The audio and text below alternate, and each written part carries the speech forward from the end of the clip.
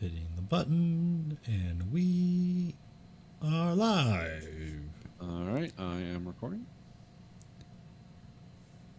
From the industrial wastelands of Michigan to the fruited plains of Iowa, this is the American Why Dream. relate to its sheer perversity?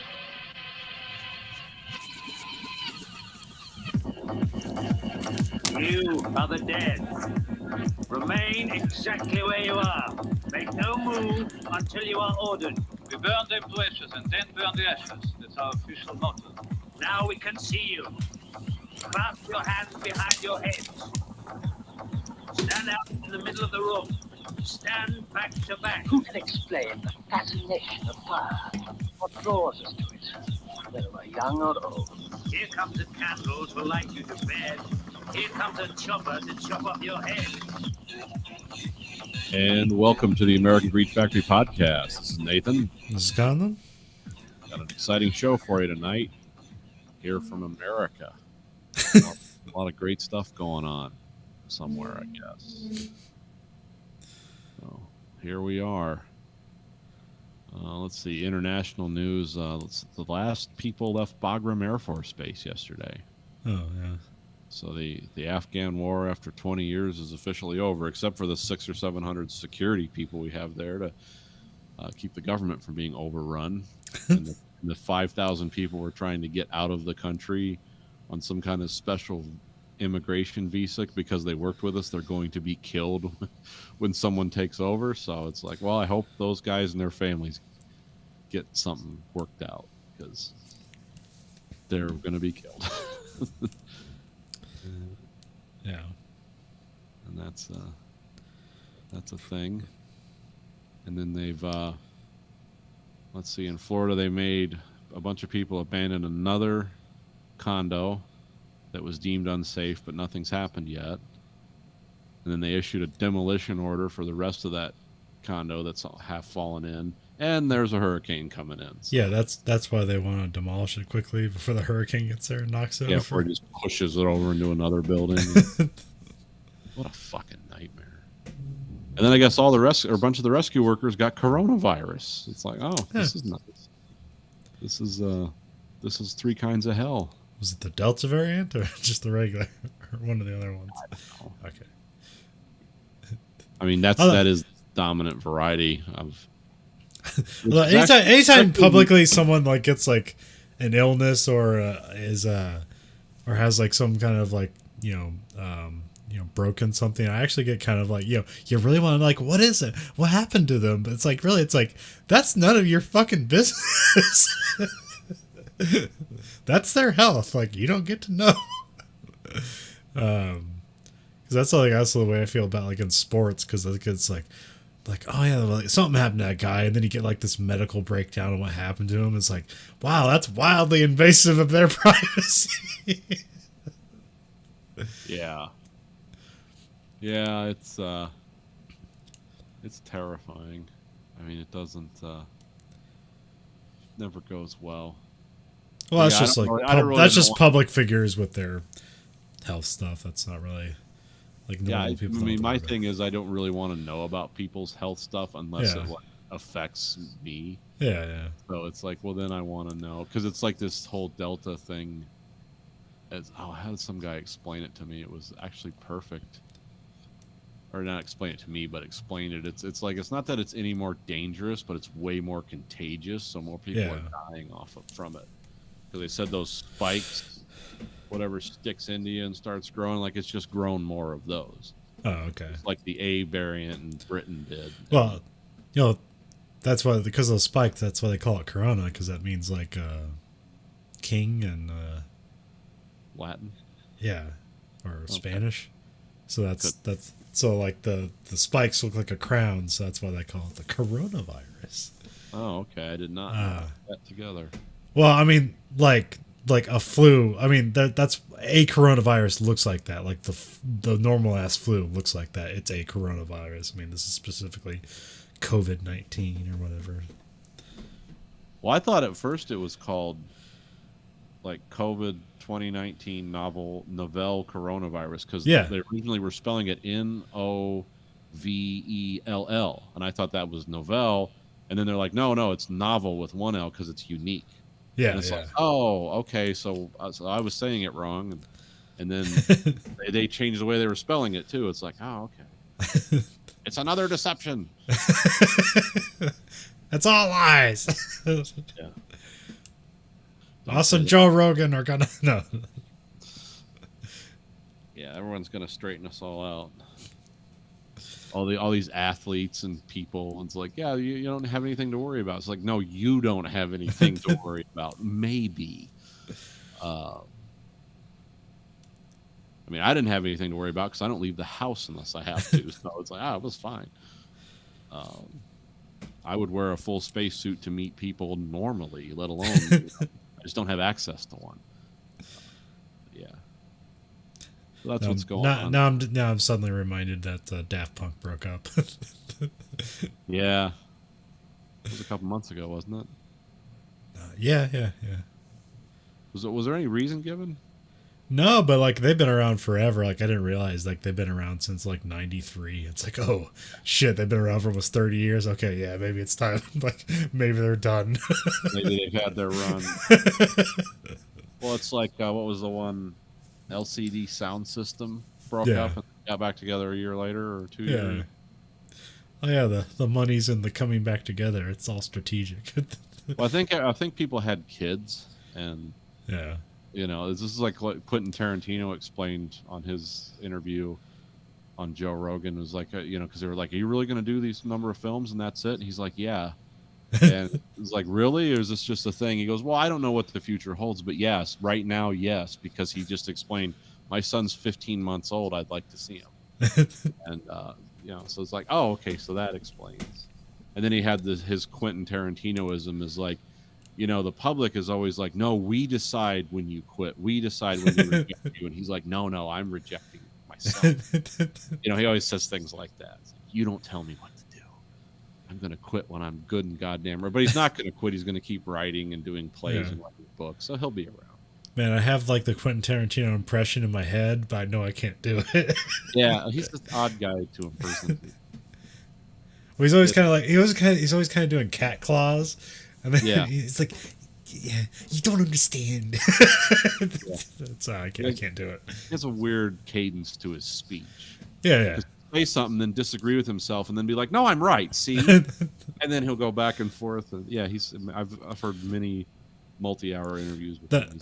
That reminds me of something I was going to like contemplate on the show. Is like how, actually, I don't know if this is true, but it feels like there's a lot of like old jokes because people are still doing like the same impressions, and it feels like there's no like modern day people that have like unique like vocal like variances. It's like I'm still doing like Christopher Walken jokes just because everybody knows what Christopher Walken sounds like, but I can't think of that necessarily like a modern actor that's like has a quirky voice that everybody recognizes. Yeah, that's a good point. I mean, they're not any quirky actors really. I mean, there's holdovers that were still around, but everyone's a product now. They're all American. They all have kind of, wherever they're from, they have Midwestern accents and stuff. They're just like the generic everyman. And because I was like trying to think of like, I should probably like drop some of these old ass like and think of new ones, and I was like trying to think of like Chris Hemsworth. And but his voice is like, he has a distinct voice, but it's also just very generic. Yeah. Because he's Australian? Yeah, he's Australian. Yeah. But like you say, like, he's done enough American movies that he could just sound like an odd Midwesterner. It's like, is he from America? He's just a bit odd. Yeah, I can't think of anyone who has the weird, like, line delivery and stuff. Like Christopher Walken really stands out, but Robert De Niro had his own way. Joe Pesci had that high sounding voice, and or even Jack Nicholson and like fucking Clint Eastwood. And Christian Slater made a career basically doing a Jack Nicholson impression. Had a good run.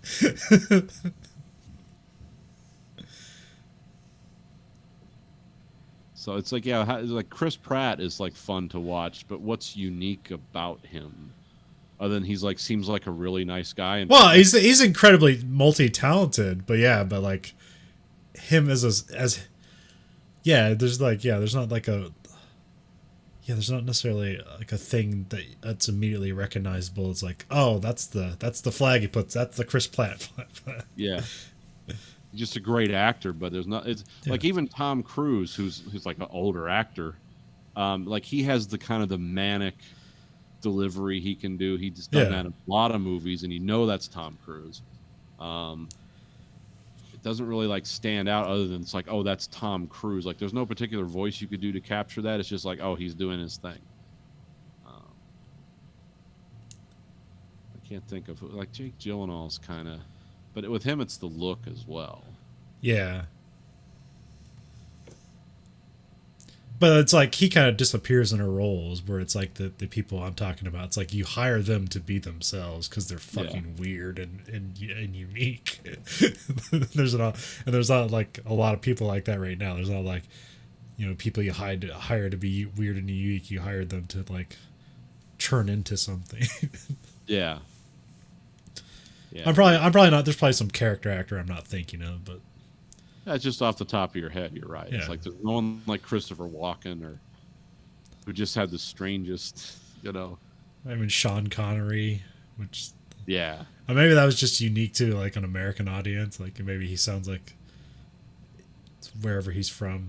Maybe everybody sounds like him. Is it Scotland? Okay, because I was like, I was assumed it was something like that, but then people say no, he's Welsh, and then like it keeps changing. And No, then, like, he was a big part of the Scottish independence movement. Oh, Before okay. the UK government reminded him he was a tax refugee in the 70s. It's like, you can come over here and stir shit up, but you owe us like $10 million. So he immediately like backed away from that. No, Sean Connery was unique because he was a Scottish person that you can understand. Have you ever heard Gerard Butler as Gerard Butler in some early movies? It's like, what's he saying? The fuck did he say? What, this is a And he's doing an American accent, and he fucks it up with this Scottish. Yeah. Yeah, he sounds like a guy from Nebraska, but he's using like, Scottish speech patterns. And so like, it's working. Have you ever seen Scottish Twitter? No, I didn't know there was such a thing. It's fucking hilarious. Because they basically phonetically spell out like how the Scottish accent sounds, and so you look at it, it's just a bunch of fucking gibberish, and then you read it slowly. It's like, oh, that's what they said. Yeah. Yeah, it was like what was that movie? Oh, those what's that guy's name? Guy Ritchie, some of his early stuff. Yeah. Like in Snatch, they did it as a joke. It's like, oh, these like Irish travelers speak this really bizarre. Like Brad Pitt has no intelligible dialogue, really. Yeah. But his first movie, like Lock, Stock, it's like, oh no, these people are talking normally, and it's like I got to have the subtitles on. Like, what are we saying here? Oh, okay, I get it. And half of it you just let go. It's like, I think he said cunt something. I don't know, maybe. Some Cockney rhyming slang. What the fuck's he talking about? Yeah. Well, like I said, in Snatch, they were doing it as a gimmick. Yeah. But in Lock, Stock is like, oh, this was the dialogue as written and delivered. It's like, oh, this is amazing. I don't know what they're doing, but it's cool.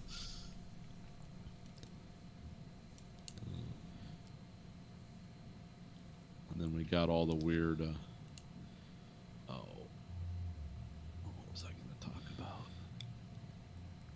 about? I saw there was a weird thing where a cop, like some cop was doing some shady shit, and he started playing like Taylor Swift so that the videos wouldn't go viral because they'd be copyrighted claimed.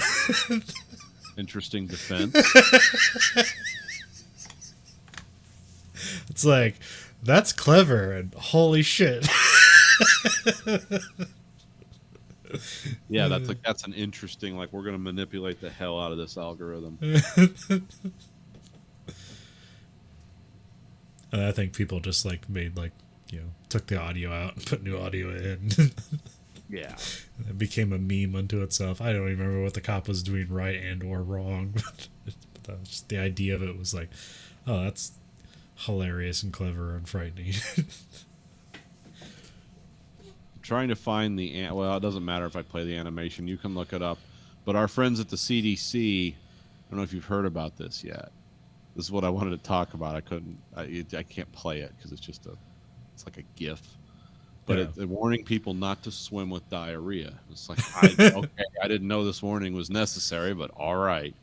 And they literally show like a little girl in the pool. Well, they show a little girl sitting in a toilet with like swimming gear and like goggles and a snorkel on. It's like, you wouldn't do this, so don't do this. And it's a GIF of like a girl in a pool with like a bunch of shit floating on the surface of the water and people looking in like, yeah, what is this? And then one of the smart asses on Facebook or whatever said, oh, it gives Marco Polo a new dimension.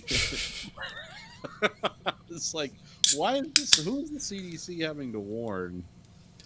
I think I've seen that like at gyms or places where they have like jacuzzis and stuff, and it's like a public use. Like they put up signs like that.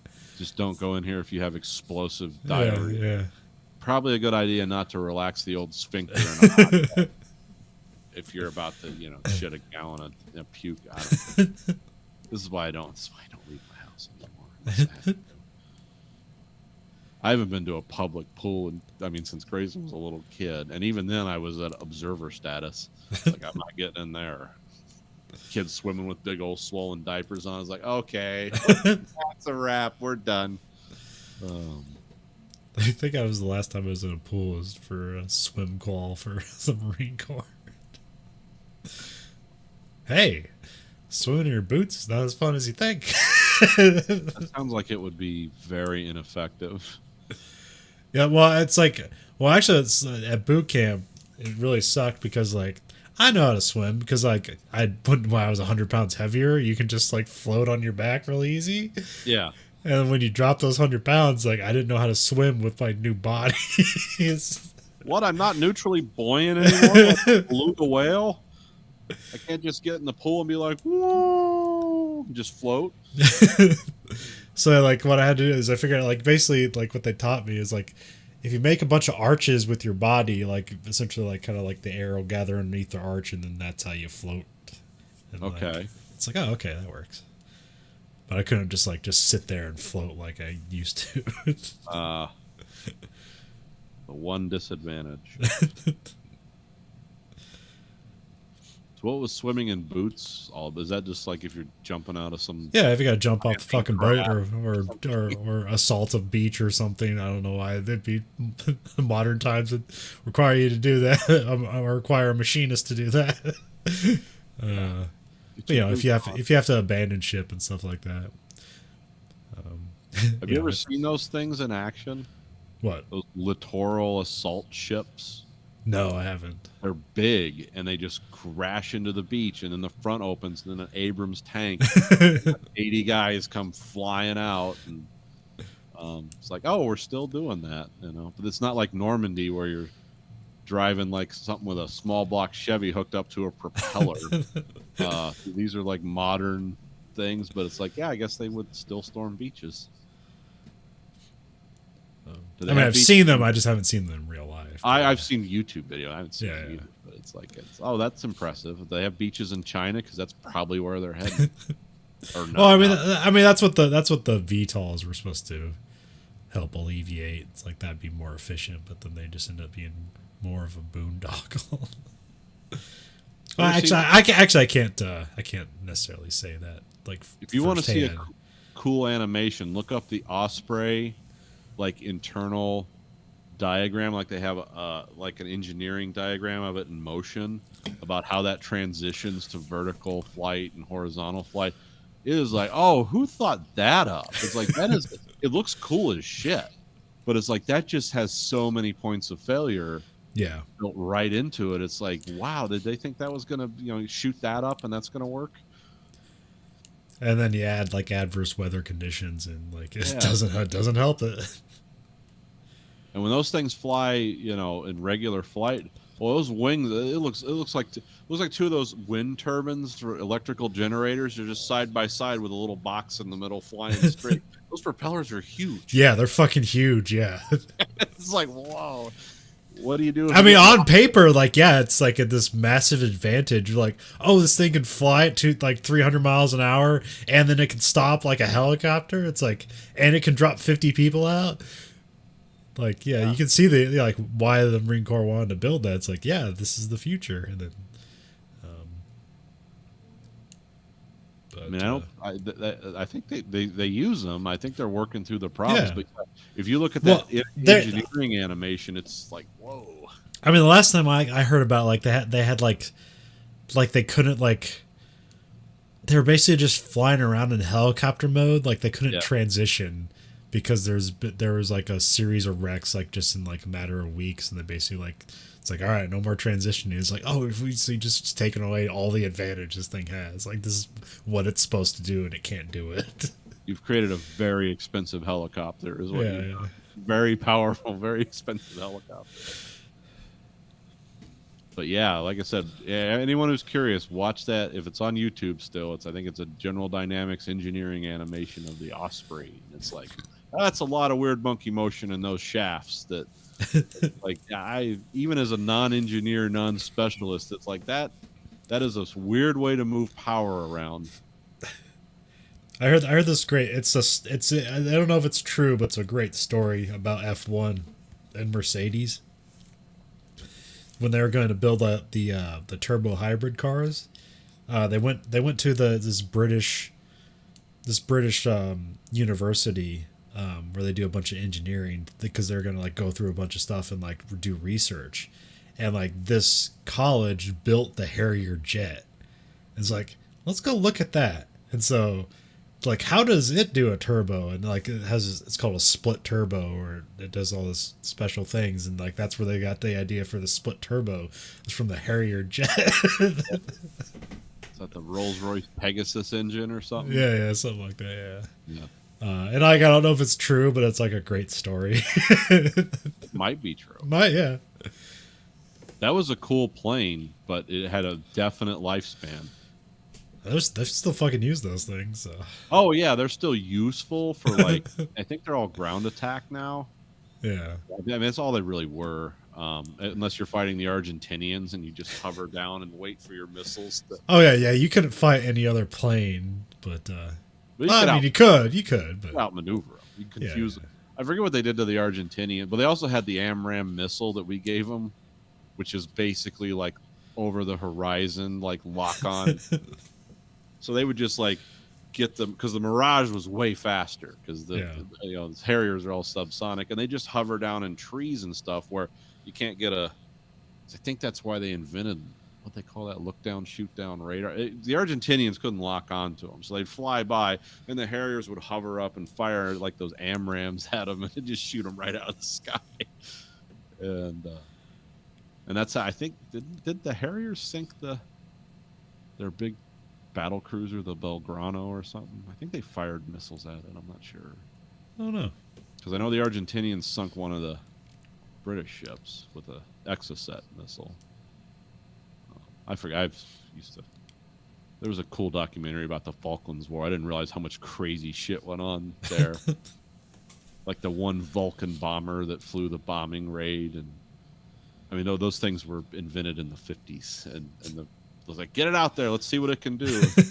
Big, huge target. But they completed their raid. And the Vulcans were so weird inside because you had the two pilots upstairs, and you had stairs you had to climb down. Then you had the radio guy. They had like 6 people in them. It's like that's a lot of people in a plane.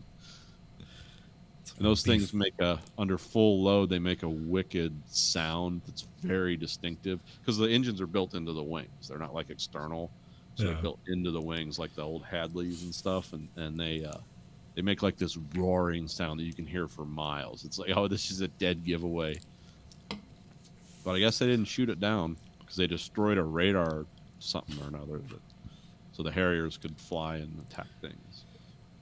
It was like that's some crazy old shit they were flying around, and they didn't have satellites. I didn't realize that. Like, the British at that time had no satellite. We would give it to them, but it was under the condition like, you don't talk about this. We're not doing this, but here's your. here's your satellite. And then the Argentinians filed a complaint. It says, like, we know from their targeting that the British are using satellite information. The British have no satellites. So where are they getting this? I don't know. Oh, they stole it. Yeah, they hacked into our. Well, back then you weren't hacking into satellites, but that was the only help we'd give them too, because they wanted us to like do some kind of joint operation. No, where are we fighting? No, because then that would bring the Russians into it or something, because then the Russians would be interested in helping Argentina. That's how it was in the 70s and 80s. I was listening to a recent Action Boys episode, and they're talking about the movie Flight of the Intruder. Oh yeah, which I confused it. Like at first, I was confused it for Flight of the Navigator, which is one of my favorite movies as a kid. Oh, a little different. Yeah. It's like, oh, they covered that, and then I looked up like, oh wait, no, it's different. And then I looked up Flight of the Intruder, and it's like, holy shit! Like I remember that movie like at every Blockbuster. Like it was just. Like, I remember that poster of, like, we never got it, but I fucking remember that fucking poster for that movie. Willem Dafoe's in that, right? Yes, he is. I think I probably saw it once when I was 15. I don't remember it being very interesting. No. But it was, it was done by that crazy right-wing guy that wrote, produced Conan Milius or whatever. Yeah, John Milius. Yeah, John Milius. That was his last movie. Oh, okay. Because ultimately it's about like guys in Vietnam, like illegally bombing like some area because they're sure that they have the right intel. And it's like, and they're supposed to be the heroes at the end of it.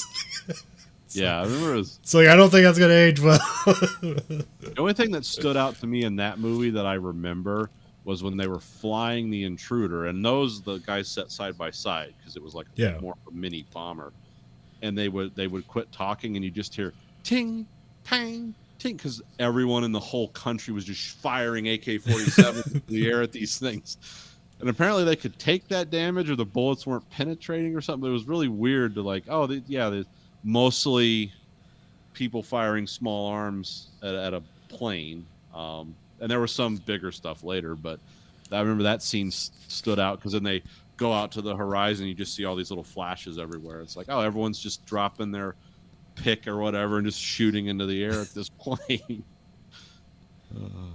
That's the only thing that stands out to me now. I don't even remember the rest of it. I think Danny Glover's in it. Yeah.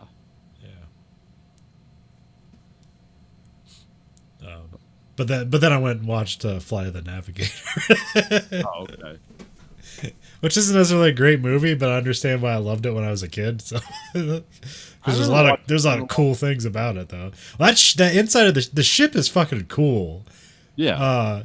And I just but the way I remember the ship, like how it morphed and everything, I basically remember it the same way that like the T-1000 from Terminator 2, and it's not exactly as good as that, but some of it still works pretty well, and it's way before that. Yeah. And I'm always also just really impressed with Terminator 2 because every time you think like, man, those are like early CGI, those probably don't hold up, and you go back to it, it's like still as good as it's always been. Want your special effects to hold up? Shoot on a dark background. Well, also like the way they did it so specifically, it worked to all their disadvantages, and they could show off what they could do, because that's why it's like simple and reflective, because then it could show off what they could do. It's like, yeah, it's just silver, like there's no detail to it. It's just flat silver and reflective. It's like, we can do this.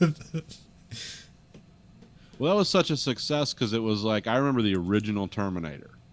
It's like, okay, how do you make that more fucking scary? Because that's a nightmare, especially when he just gets burnt down and it's just this skeleton walking, animated skeleton with red eyes, but it's this big silver machine thing. It's like, well, you're not going to top that for weirdness and scariness. Like, oh yeah, you can. You just make one that's just a blob that just can look like anything.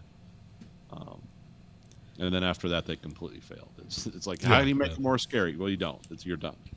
It doesn't. It just gets weirder. It just, even the one they did recently with the where it splits into two. There's like a liquid metal, and then the sub-skeleton fights Yeah. like in two enemies. It's like, this is kind of cool, but it's, you know, it's not as good as the original. The only But thing it's not a new thing. It's them trying to riffing off an old idea. Yeah. So. I did, you know, the only other one that was good was Terminator Salvation, just because that was like, that's like the world of the future that they're fighting. Yeah. That was the only thing cool, because then you see the giant, like, rolling tank robots firing, and then you have the walking thing, and it was all cool. I mean, it was stupid at the end, but it was cool. I mean, yeah, ultimately, it's another poor Terminator movie in the franchise, but like, the thing you always wanted to see is like, let's see the future war. Come on, guys. And there's like, all right, here it is. Like, yeah, that's neat looking.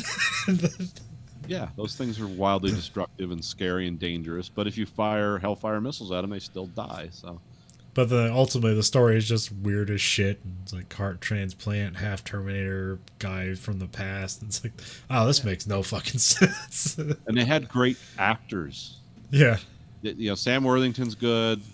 Who's the other guy?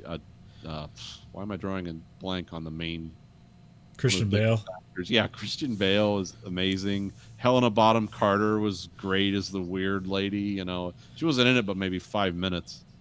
And then they had the poor guy who played Chekhov. He was in it. Anton Yelchin. Yeah, that's still horrible that he died that way. It's like Yeah. some of the weirdest things. I even like that one. I can't remember. I think her last name is Moonblood. I believe she's Native River American. Moon Gold or something like that. Yeah, Yeah. Like, she was good. She kind of just disappeared. It's like, oh, there's Yeah. something there. There's something there, but She's a cool looking. I mean, you believe that she was flying like a 50-year-old aircraft fighting robots in the future. Like, she seems like the kind of person that would actually do that. So, yeah, I mean, like why don't they like just put her and Michelle Rodriguez in some buddy cop movie together? But I don't know. I don't know. The last time I saw her, she was like in an episode of Burn Notice. That's the last time I saw her. yeah, but that's can't make Terminator better than the first and second. I Yeah. still like the first one more, just because it's like, for that time, I remember watching that movie like, oh, this is wild. And everyone tried to copy it, and it all sucked. The only thing that worked was like RoboCop, but that was almost a completely different thing. Yeah. It did have some of those elements to it, but it was, I mean, the first one was just really the only good one. Second one's okay. but- How about The Hidden? One of the coolest bad movies of all time. Oh yeah, I love that movie. Well, I rewatched it like 6 months ago. I was like, oh, this is fucking terrible, but I like this movie. Like, yeah, I was trying to think of like movies that should be remade because they weren't. They had some ideas, but they weren't necessarily good when they were released. It was like you should remake The Hidden. Is it The Hidden or just Hidden? I can't remember. I think it's just hidden. Okay, you should remake Hidden. You should remake The Last Starfighter. Like, Yeah. that just seems. I think they actually are making it, but like that seemed like a no brainer. It's like, why haven't they remade that if you're just going to remake it? Because that's not necessarily a great movie, but it's a great concept. Yeah. The Wraith. They should remake The Wraith. Oh yeah, that was the one with Charlie Sheen. Charlie Sheen. Yeah, and he was driving like a 4-cylinder Dodge Charger from the early '90s, and they made it seem like, oh no, it is The Hidden. Okay. Yeah, that had my favorite part of that movie is the opening. When that guy's driving that Ferrari like through a park in Los Angeles, like just running people over, and the way they filmed like the look and everything, I was like, oh, you know something's wrong here. You don't know what's going on. I mean, if you go into the movie cold, you just Wait, like, which movie are you referring? Is this Hidden? The Hidden. Yeah. Okay. That opening scene when that guy's maniacally just running people over in that park in Los Angeles in that black Ferrari is it's like, oh, this is a great opener. Like, you don't know what all is going on yet, but it's like something. This isn't just bank robbery and murder. There's something wrong with this guy, and then you find out later. And Agent Cooper shows up. Yeah, they should remake that. They absolutely. There's no reason not to remake that. I mean, get some writers, flesh it out a little more. But yeah, there's nothing wrong with that movie. Well, like Those- the concept, like I don't remember like necessarily the full execution and story being like all that well, but No, I mean it was a It was B movie. yeah, It was yeah. a solid B movie, but it was. I mean, they tried some. They but like basically- that, like those are the movies that should be remade where there's a good idea here, there's room for improvement, let's remake it, rather than like, oh, this was a great movie, let's remake it. It's like, oh, you're just gonna remake it into a less movie then. It's like Escape from New York is begging for something like that. Yeah. But it's, I mean, well, I don't know. That's almost timeless, and it's Yeah. for what it is. But it could happen, and you could do it well. And I think I think the hardest thing there is like the Snake character is so iconic that yeah, having another person play that character would be hard. You just have to like create a whole new character and just have the same idea. yeah, you could kind of have that concept. I mean, well, they did kind of remake it with that. What was it, Lockdown, the space prison movie? That was essentially Yeah, that's Escape like, from New York in a space prison. that's another good B movie, modern B movie. Yeah, Like it had a lot of memorable things about it. because actually, I believe John Carpenter did sue them and won in like a European court for over that movie. Well, yeah, I mean, it's exactly what you said it was. It's just Yeah. like, oh, we're gonna send a lone, edgy guy to a isolated place, and it's like, that's That was funny. It's like why did you sue Luc Besson for something that's like just vaguely the same idea, and then not sue Hideo Kojima for just straight ripping off all your stuff? He's like, oh, because Hideo Kojima's cool. yeah. Well, you know, a lot of this stuff I've heard, like some of because you know I'm a big Harlan Ellison. I like Harlan Ellison's work. I'm not a champion of his personal life or anything, but a lot of that stuff could be ameliorated with just a recognition or a phone call, and Yeah. maybe some money. Not a lot, maybe some. It's like, hey, I'm doing this.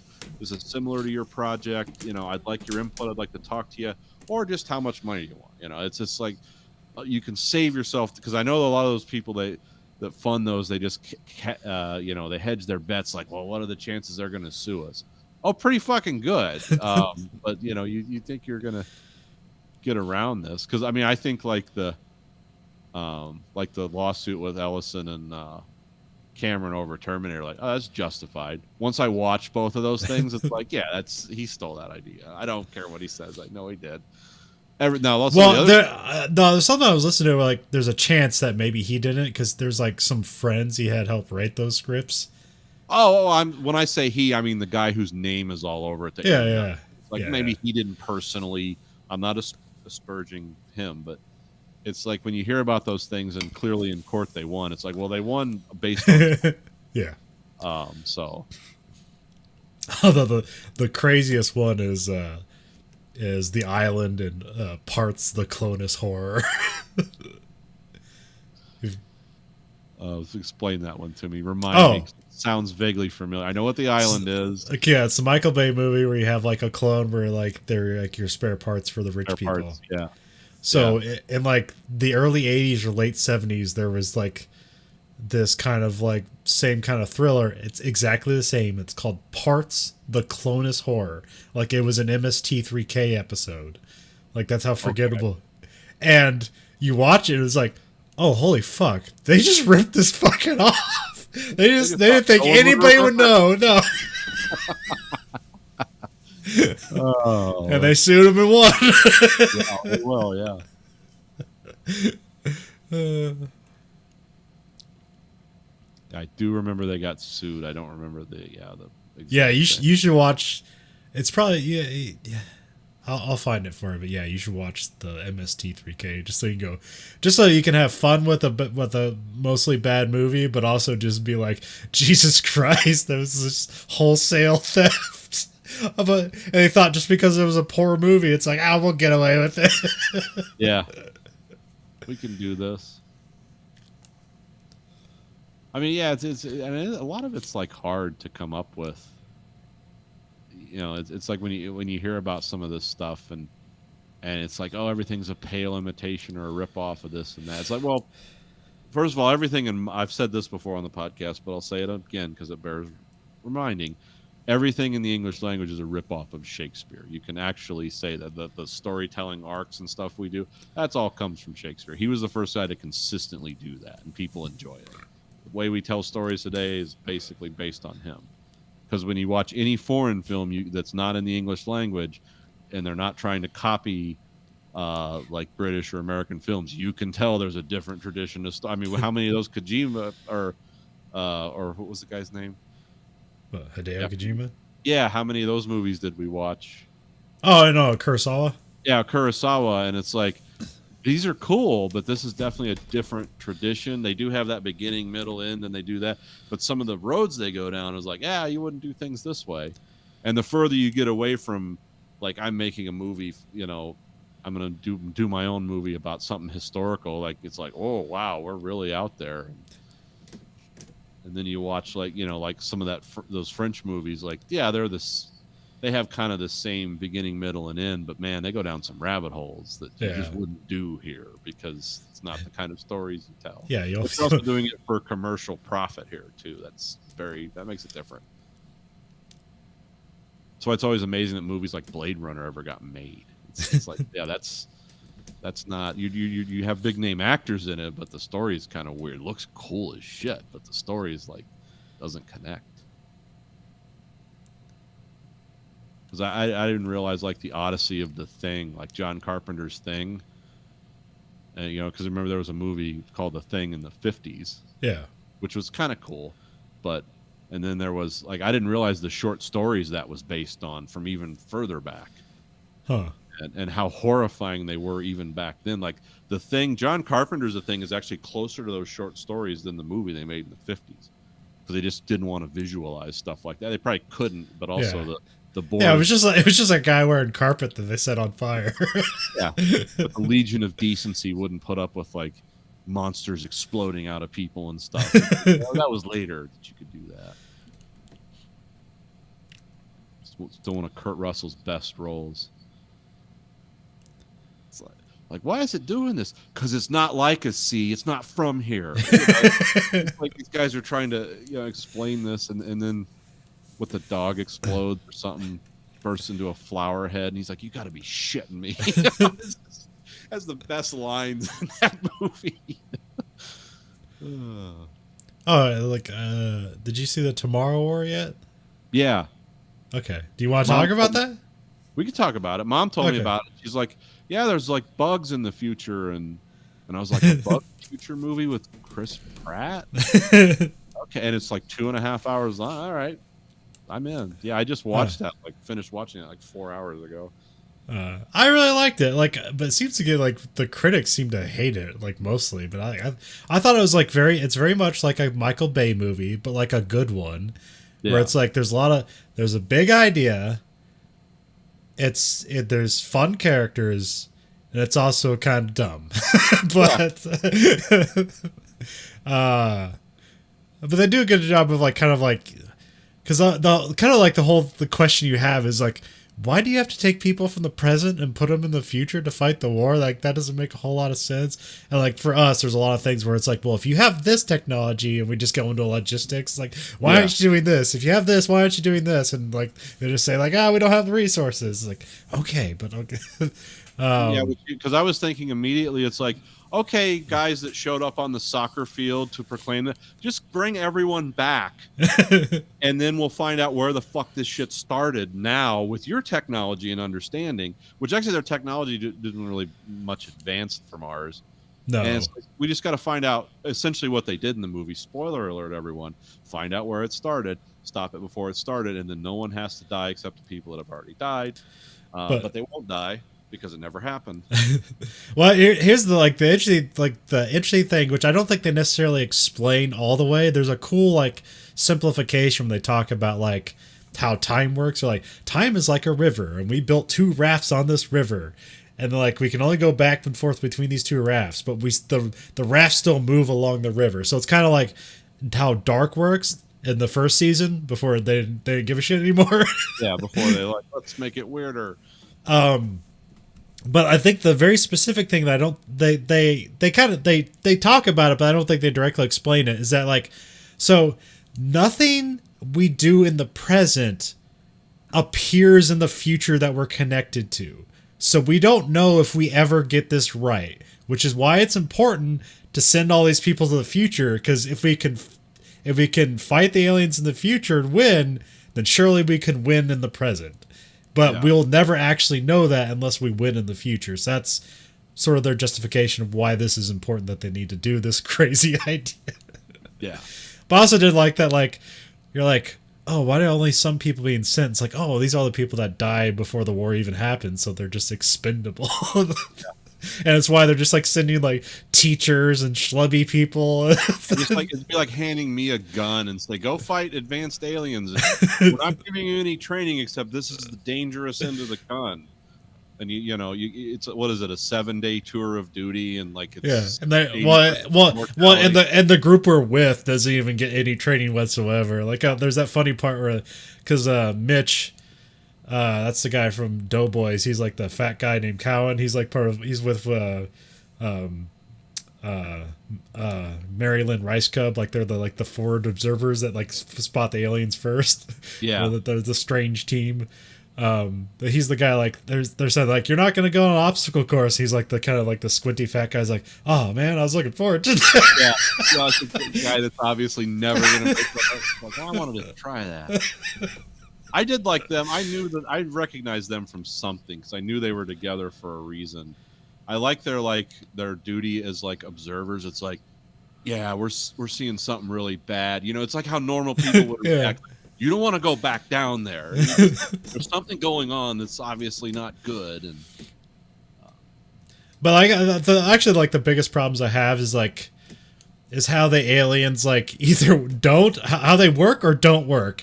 It's very like video game storytelling, where it's like, in the cutscene, these aliens are invincible and they're hard as hell to stop.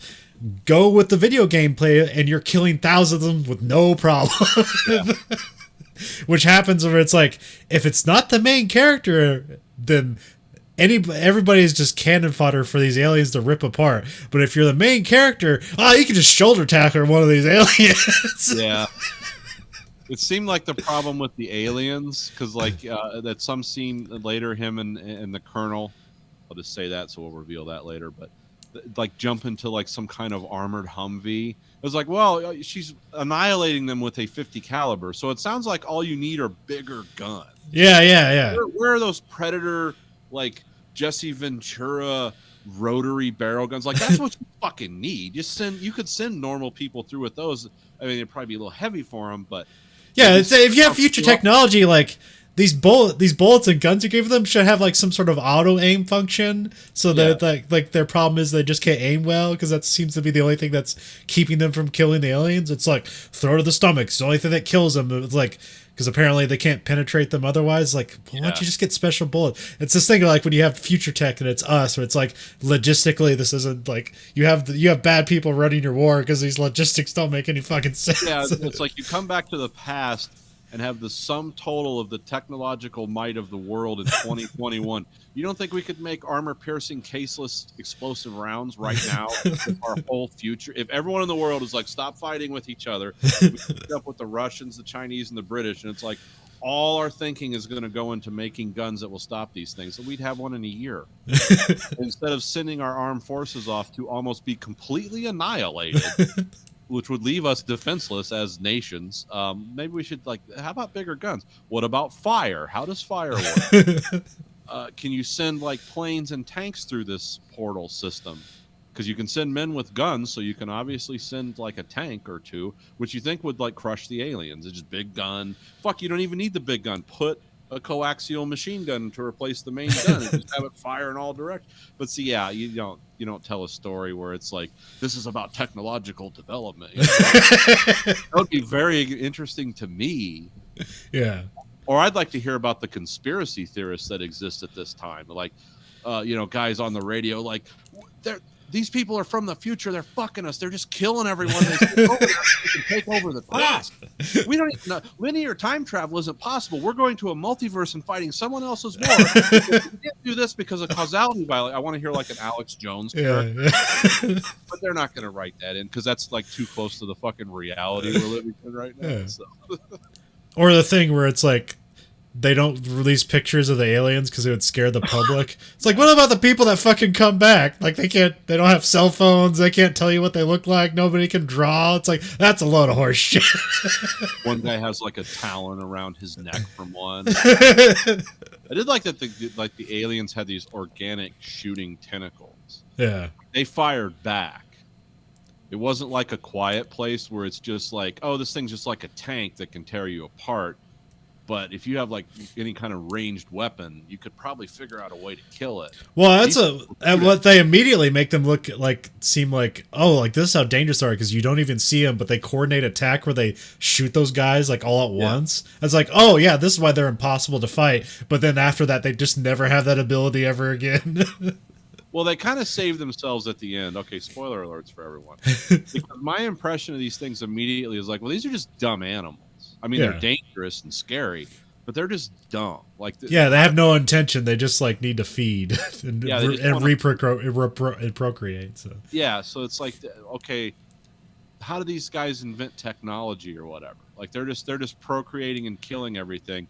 These guys aren't getting together and building like interstellar space. And then at the end of the movie, you find out, oh no, these things are put on planets to wipe out the population for some it's thrown in there as a piece of dialogue to like explain all this, and then you go on. Well, like it's supposed to be that these things weren't there intentionally. They're meant for someplace else, but crash landed on Earth. Yeah, or whatever. Because they showed the alien, they had their own space jockeys in this. Like, these aren't the same aliens. It's like, no, these guys seem like they could build ships and stuff. That's what was cool about like the book, not the movie. The Stephen King book, what was it? The one about the aliens. Shit. Dreamcatcher? Yeah, the book is cool. Okay, yeah, because the movie's ridiculous. But the book is like, oh, these just seem like dumb, violent, fungus aliens. Like, how did they invent a spaceship? It's like, oh no, they destroyed the world that invented spaceship with their organic invasion. Now they're coming to Earth. It's like they don't understand the technology. They know roughly how to make it work by absorbing the alien's memory, but that's where the guy who fought the alien at the end was one of those aliens that built the spaceship. He was like the last one, the Duddits character. Yeah. But yeah, don't watch the movie. Read the book. It's terrible. The book's way better. The book actually makes a lot more sense. It's like, oh, okay. Could imagine this. I mean, I couldn't, but yeah. So anyway, the Tomorrow War. I like, yeah, like it is long, but like it totally makes sense, like kind of how it's split up. Because like how like the second act ends, it's like, oh yeah, you need more of this movie. There needs to be more resolution because this is just sad. Yeah, it was good. Like, I mean, I know some people think the interstitial. They describe the relationship with his daughter as like the interstitial boring period. It's like, well, that's why you give a fuck about the characters at all. It's just some of the people that criticize this movie is like, what, did enough stuff not get shot for you? I mean, what were you looking for here? Well, some of the critics just say they just dismissed the premise like wholly, and then like didn't like the movie. That was a lot of stuff I saw. Yeah, it takes a suspension of disbelief. It does. But yeah, I thought it was totally entertaining, totally fine. Yeah, I didn't feel like I wasted my time. I mean, I could see why they didn't go right to theaters right now with it, but I think it's going to work for them. I mean, I don't know if we're going to see a sequel or anything, but it was fun to watch. I mean, it's got time. Well, see, that's like the sequel, because immediately, like when they solve the alien problem, like, don't you think like, well, shouldn't they like send another link back from the new future and be like, hey, it worked, guys, but that doesn't happen.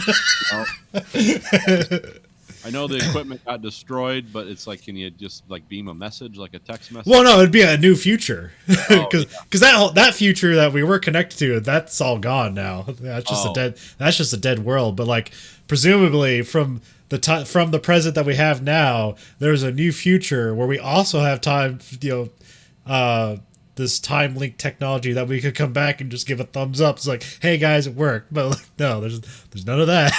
Mission accomplished. Yeah. Yeah, there were some spectacular, like, big action scenes in this, too. They did a pretty good job. It was a very imaginative.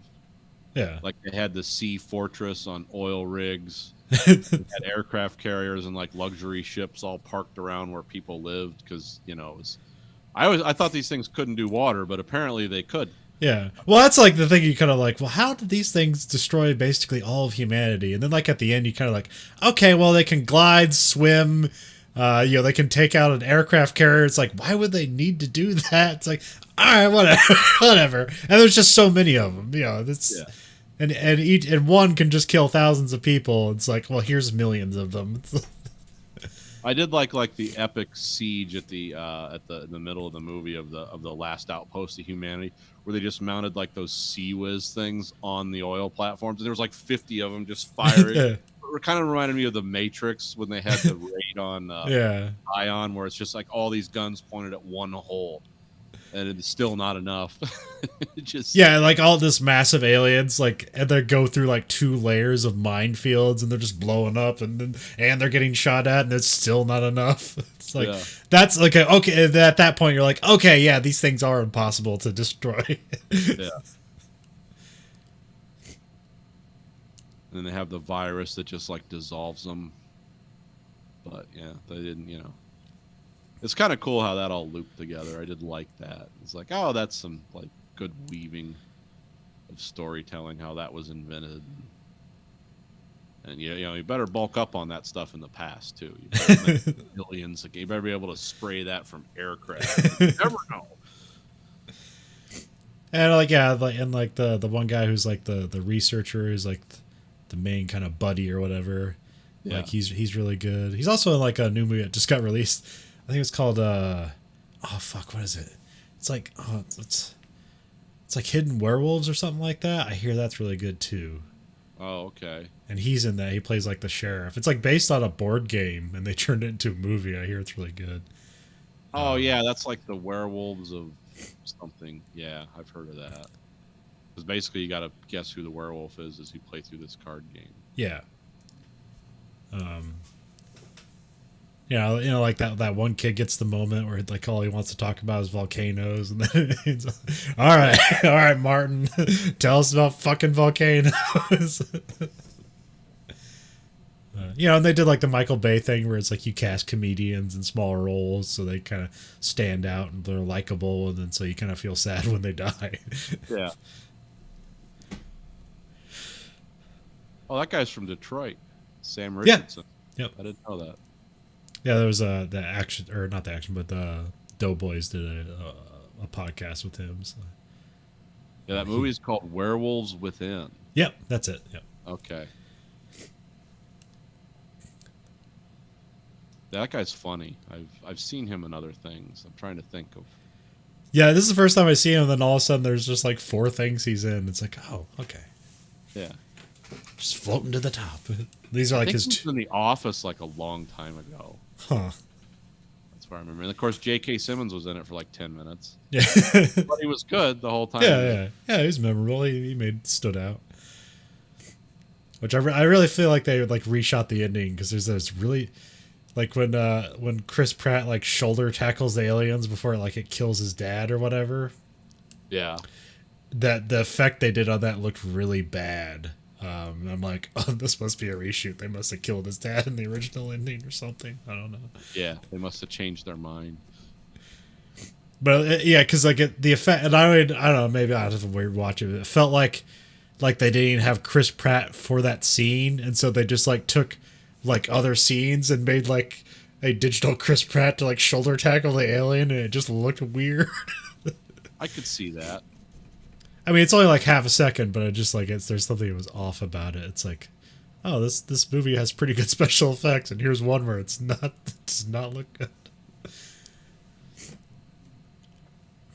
Yeah, I can see that. So what's the next big thing coming out for Chris Pratt? I think he's got another Amazon show, but it's like a series. Yeah, he's got a show he's working on. That's what I heard. One where he's a Navy SEAL or something. Probably. Yeah, I heard the guy. I remember the guy was interviewed on Joe Rogan, that wrote the book.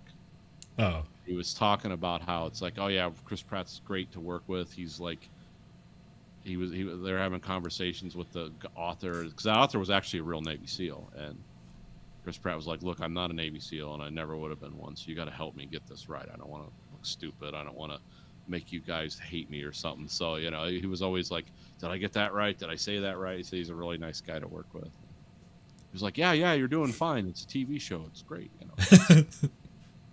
That's called The Terminal List. It's been moved to release from a release date to a to be determined. So I don't know what's going on there. Could have been some COVID stuff. I'm not sure when they started shooting. I think it was going on during that. Oh, okay. I don't know what's going on. And then the Guardians of the Galaxy, of course, is coming out this soon. Not soon, but soonish. No, I think they started production or something. Oh, okay. Because I think they're bringing back the one dude. Because he was originally like fired for tweets he made like 20 years ago or whatever. James Gunn. Yeah, so I think they like made up and brought him back for the third one. Well, yeah, none of them would do the movie. They already told them that. They're like, you don't have us under contract, so. But I think like in the meantime, well, I think that Love and Thunder Thor movie, like I think they're in it, but I'm not sure how much they're in it. Because like at the end of the last movie, like remember like Thor goes off with them. Yeah. That'll be a good one, because that Taika Waititi, if I'm mispronouncing his name, I'm sure. Yeah, he's yeah. directing that one, so that'll be funny. Yeah.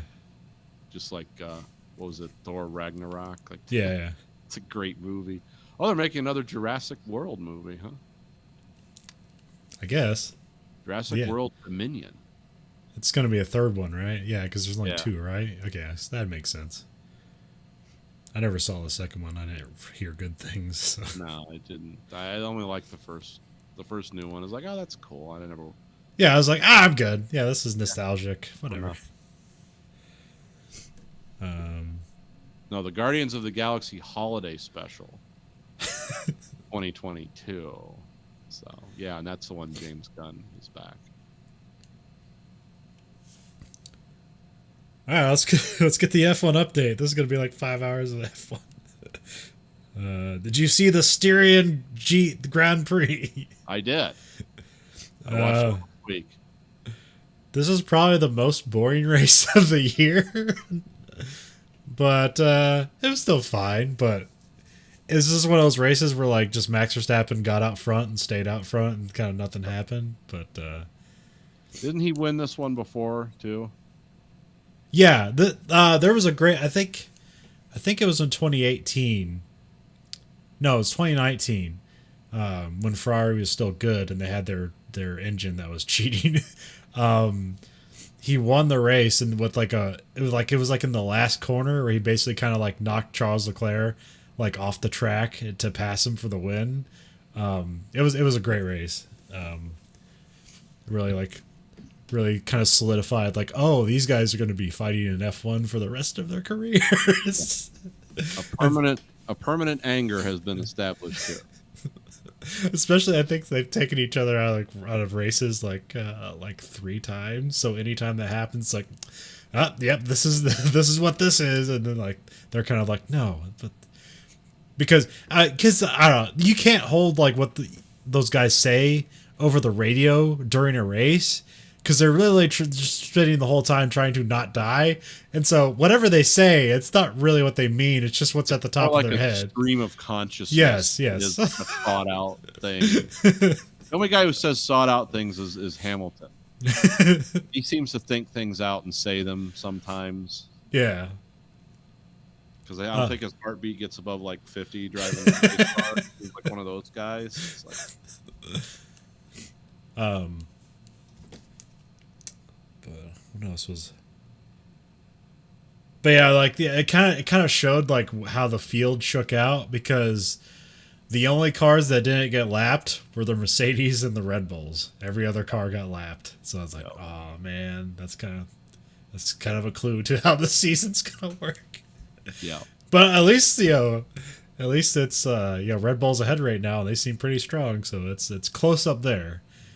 And then, but like I don't know, I kind of wish like at least 3 teams for like fighting for the championship, not just 2. But like it's F1, you gotta take what you can get. Yeah, I was wondering if McLaren was going to have anything, but it seems to come and go with them. But we got some news today, but we'll get to that. Okay. But yeah, even seem for like McLaren, it's like they have the same. They seem to be doing well. They have the Mercedes engine, but they're still getting lapped by a Mercedes. So, and the Red Bull. But now, what does Red Bull use? Are they using the Honda or the Mercedes? Honda engine. Okay, Honda engine. I knew one of them had Honda. Sure. Yeah, it says Honda on the back wing there. But yeah, they're going to Honda's getting out of F1, but then Red Bull is building a whole engine factory, so they're gonna take this Honda engine because there's an engine freeze for the next 5 years. Okay. So like the engines that they have now are pretty much the engines for the next 5 years. Huh. So Red Bull looks to be pretty happy about their stuff. And has F1 ever had an engine freeze that long? I don't know. I don't really know enough about the history of F1 to know that, but it's a lot to do with cost because that's yeah. Insanely expensive. Yeah. Well, it's even like the new cars the new spec cars that come out next year. A lot of that is it's built to be like encouraging for other teams to come in because they need more teams to kind of like have growth in the sport. Right. And so the cars are less expensive. You have this engine freeze, so the engines are going to be less expensive. And so everything's just going to be less expensive, and it's going to be more appetizing for other car manufacturers because they're having talks about what the new engine's going to be in 5 years. Yeah. And they got like Audi and Porsche are like in the talks.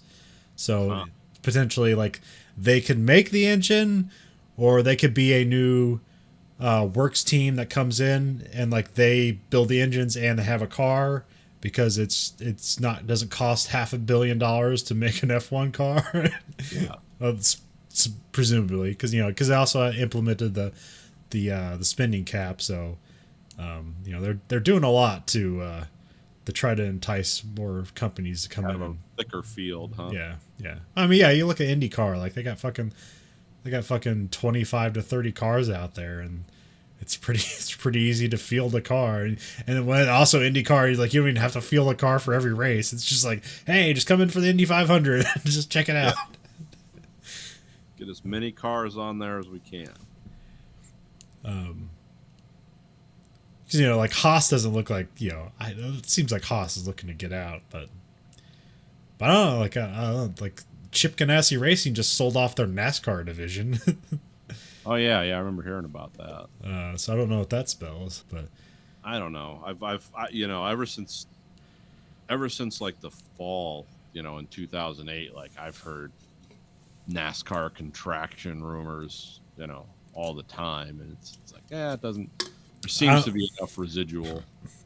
Well, it's still like I think for motorsports in America, I think it's still tops. Yeah, but then like I don't know, some people are like looking at Indy cars and. Like IndyCar doesn't have the ratings that NASCAR does, but they have like it's like this year they have like a 55% growth, so that's more positive. And I think NASCAR's just had a lot of what the opposite of growth is. contraction, negative growth, yeah, shrinkage. Yeah, that's. What was that? Someone. I think another thing with NASCAR is that they used to have like they had a lot of legacy stuff there.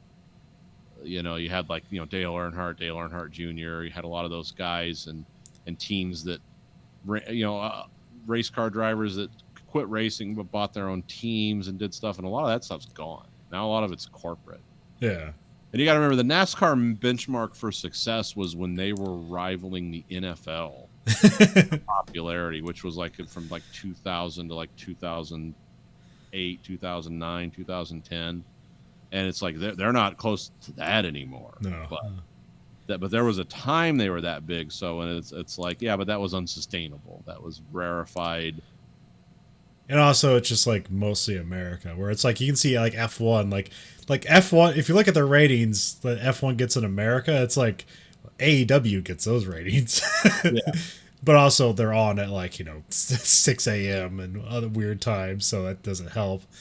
But And they're all foreigners too. It's yeah, there's yeah. no Americans in it. So But with F1, it's like, okay, it's established everywhere else, and it really hasn't made a foothold in America, but it's having growth in America. And so if you're having growth in America and it's also stable everywhere else, well, that's good. Whereas like NASCAR is like, there's not like just some surprised European NASCAR fans. yeah, it's kind of like football. It's like, yeah, it's the dominant game in America. Nobody else in the world really gets it. They do some exhibition games, but it's not really, because everyone's got soccer, which we don't really. Yeah, the real football. Actual football. We don't do that, but I mean, actually, soccer's pretty big here too. Yeah, it's getting that way. I don't know, it's like a lot of European things. Like they're kind of like making an event here in America, with YouTube and everything, because it's like Eurovision. Like, who gives a fuck about Eurovision? It's like, well, on the internet in America, it seems like we give a fuck about Eurovision. 25 million people watching it. Yeah. Well, and soccer too got big because like it's like, yeah, we have American teams. They'll never be in the World Cup, not unless something really changes. But our women's teams, will. Yeah, they're like huge. So that's another angle. The other is Styrian Grand Prix thing is poor George Russell. He qualified in 11th, but because Yuki Tsunoda got a 3-grid penalty for blocking Bottas on his one of his qualifying laps, so then he got to inherit a P10. Okay. But like the thing is like, so because he qualified in P11, he still gets to choose whatever tire he wants, which is like the advantage of being 11 to 20 is that you get to choose what you don't have to start on the tire that you qualified with, which is that the first 10 have to. So because he qualified 11, he gets to choose his tire and he gets to start in 10th. So like it was like things are looking up. And then he was doing okay, and then like he comes in for the pit, and it's like the pit stop lasted like 20 seconds or something like that, and you see a guy coming out and he has like a bottle on his back, and like, what the fuck are they doing to his car? And apparently they're like adding pressure to the pneumatic system because something was wrong with the car. It was leaking, wasn't it? Yeah. Didn't they find that out? Well, once they pulled him off the track, they found that out. Yeah. Which I've seen Ferrari have to do that too, so that's not like a new thing that I know of. Like there is some where it's like, why is this pit stop extra long? So they had to fill up the pneumatic system for reasons. But I think with him, they filled it up and it came right out. Like it wasn't like a momentary breach from collision; it was just continuously. Yeah, you couldn't. It's like this will last you the rest of the race. It's like nope. Coming out as fast as we're putting it in. Yeah, there's some sort of breach. And he had to retire, so that was like, oh, no points for Williams again. And why did that happen? Because there was a collision. No, that was just like, these cars, you put a lot, you can, so I'm not sure if I've told you this before, but like you're only allowed to use 3 different engines in a year. Oh, okay. So I know you're watching those documentaries where basically they put a new engine in the car like every qualifying and race. Yeah. So no, you get 3 engines you can put in your car in the year. So it's 3 engines, and also like certain parts like have their own. You can only have 3 of it. Like the muffler, other parts of the car. It's like you can't just change them out willy nilly. If you do, you get grid penalties. So a lot of times there are people like towards the end of the year or something, they'll just like, oh, we're just putting a whole new car out there. We all get 20 grid place penalties, and then it just all shakes out like normally. But yeah, so yeah, teams try to use try not to use. So this is probably like the end of life of this engine he had, and like they're probably just going to put a new engine in. Okay.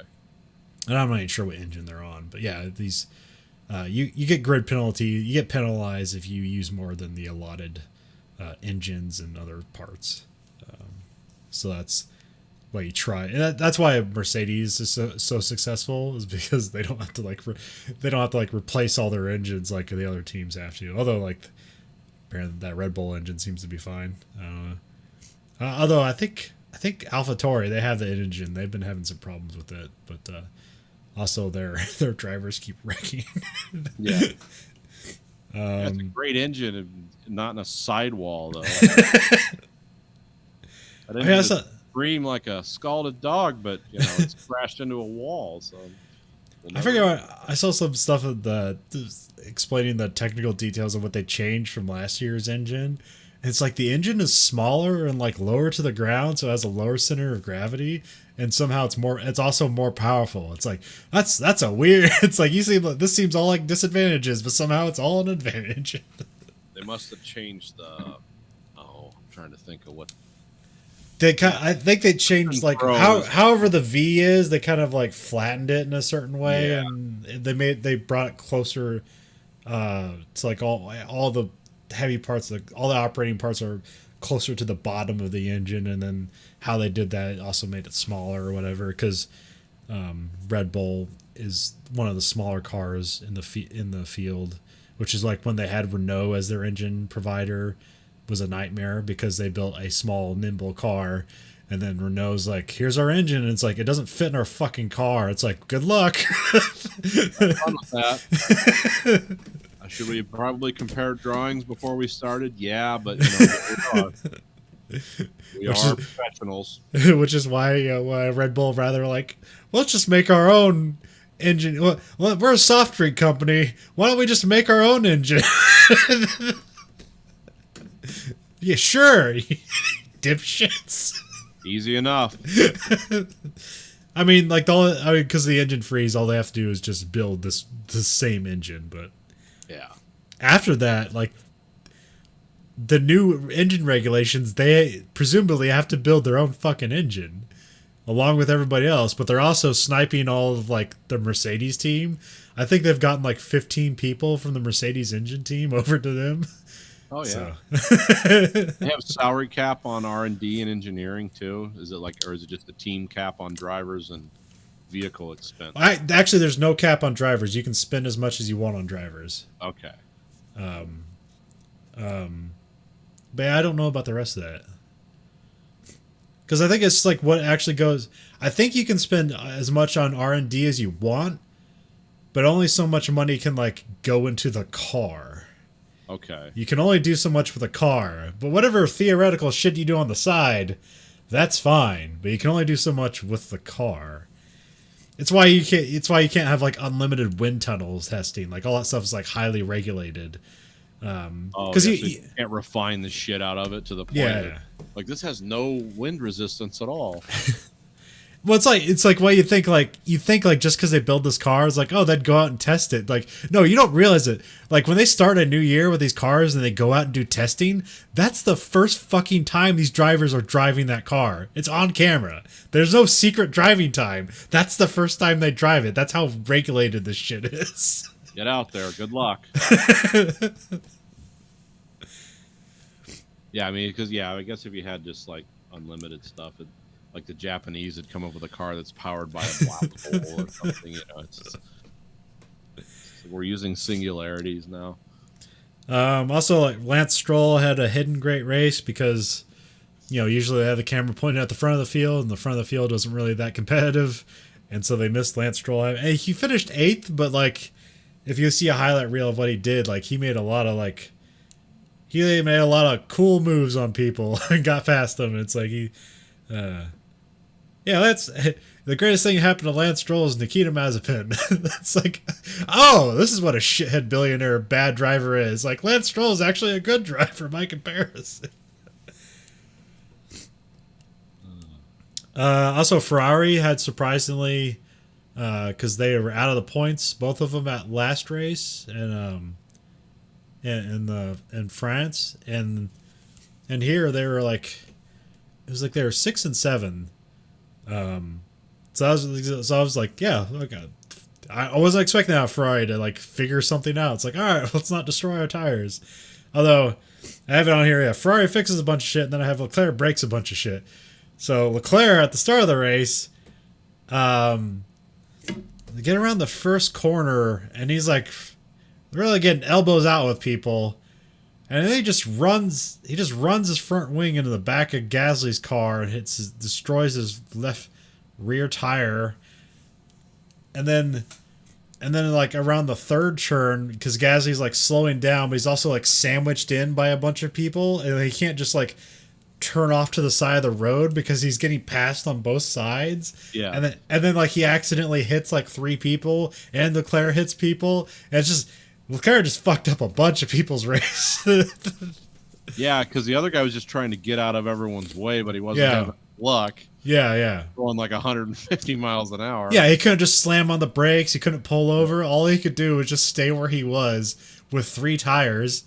And then he now those cars, if you have 3 tires, you can like drive them back to the pits and just put a new tire on. But like his got severe enough where he drove it back too fast, and he basically like broke the linkage on the back tire, and so he was lopsided. He had his wheel like sideways going straight. It's like, well, he's like, even the commentator was like, that's not a good sign.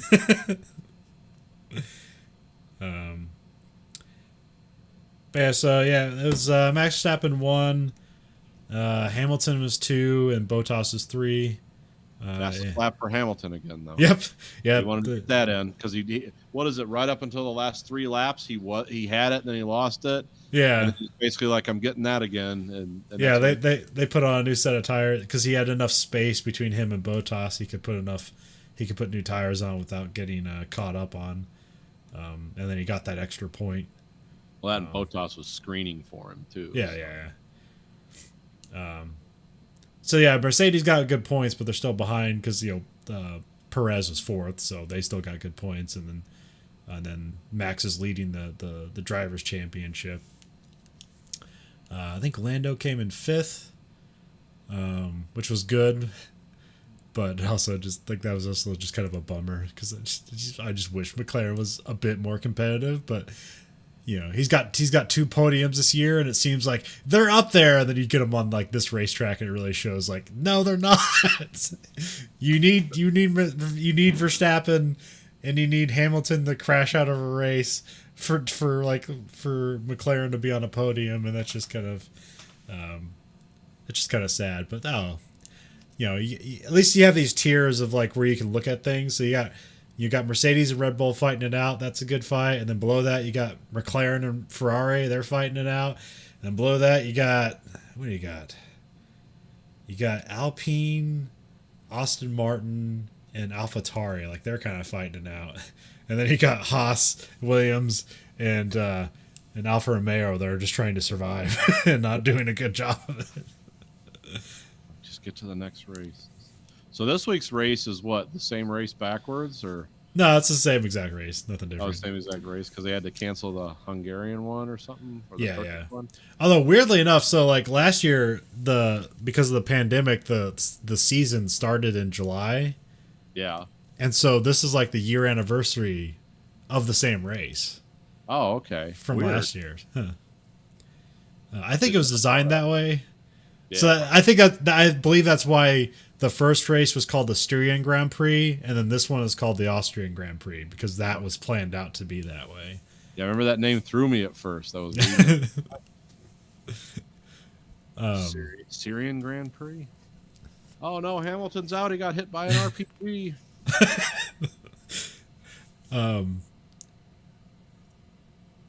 But yeah. You wish F1 could do fun things like that, but you can't just take a racetrack and turn it backwards with F1 cars because you'd have to drastically change all the safety measures because all the safety measures are designed in one way. Well, do it. Guys, get your big brains on it. This is how we're doing it. Because I know there's been suggestions like, yeah, we should do, we should do like Silverstone backwards. Like, that'd be cool. And then like someone figures out, it's like, well, this is all the construction that would have to happen a week later to do that. It's like, oh, you'd have to rebuild the racetrack essentially. Or just like hope somebody doesn't have a horrible crash. Yeah. Do we go with hope? We want to destroy like $1 billion, racing franchise, like killing off their lead driver because we thought it'd be kooky to go backward. Although I like, have you ever heard of a Joker lap? No. I was playing like one of the dirt games, and so I've only found this out like last year, like late last year, because this is in rally car racing. And so what a Joker lap is like on one section of the racetrack, there's kind of like a fork. And one side there is a longer way around. And like at some point in the race, you have to do at least one Joker lap. Oh. And you have to figure out like when you do that lap. Yeah. And so like it's like, yeah, they should throw a Joker lap in F1. It's like that'd be neat. So I've heard suggestions like that. Like You really want to up the odds. It's like have like an off ramp where you loop around and suddenly you're going at the other car. Figure out your way through that. But I think that would just invite death. So probably not. Although at the Japanese Grand Prix they have a tunnel where it's like a figure eight, but it's like they go over each other. Uh-huh. It's neat looking, but yeah, there's not really a whole lot of danger, but it feels like there's danger. It's like, One of those he's parts going out right. of control. It could be dangerous.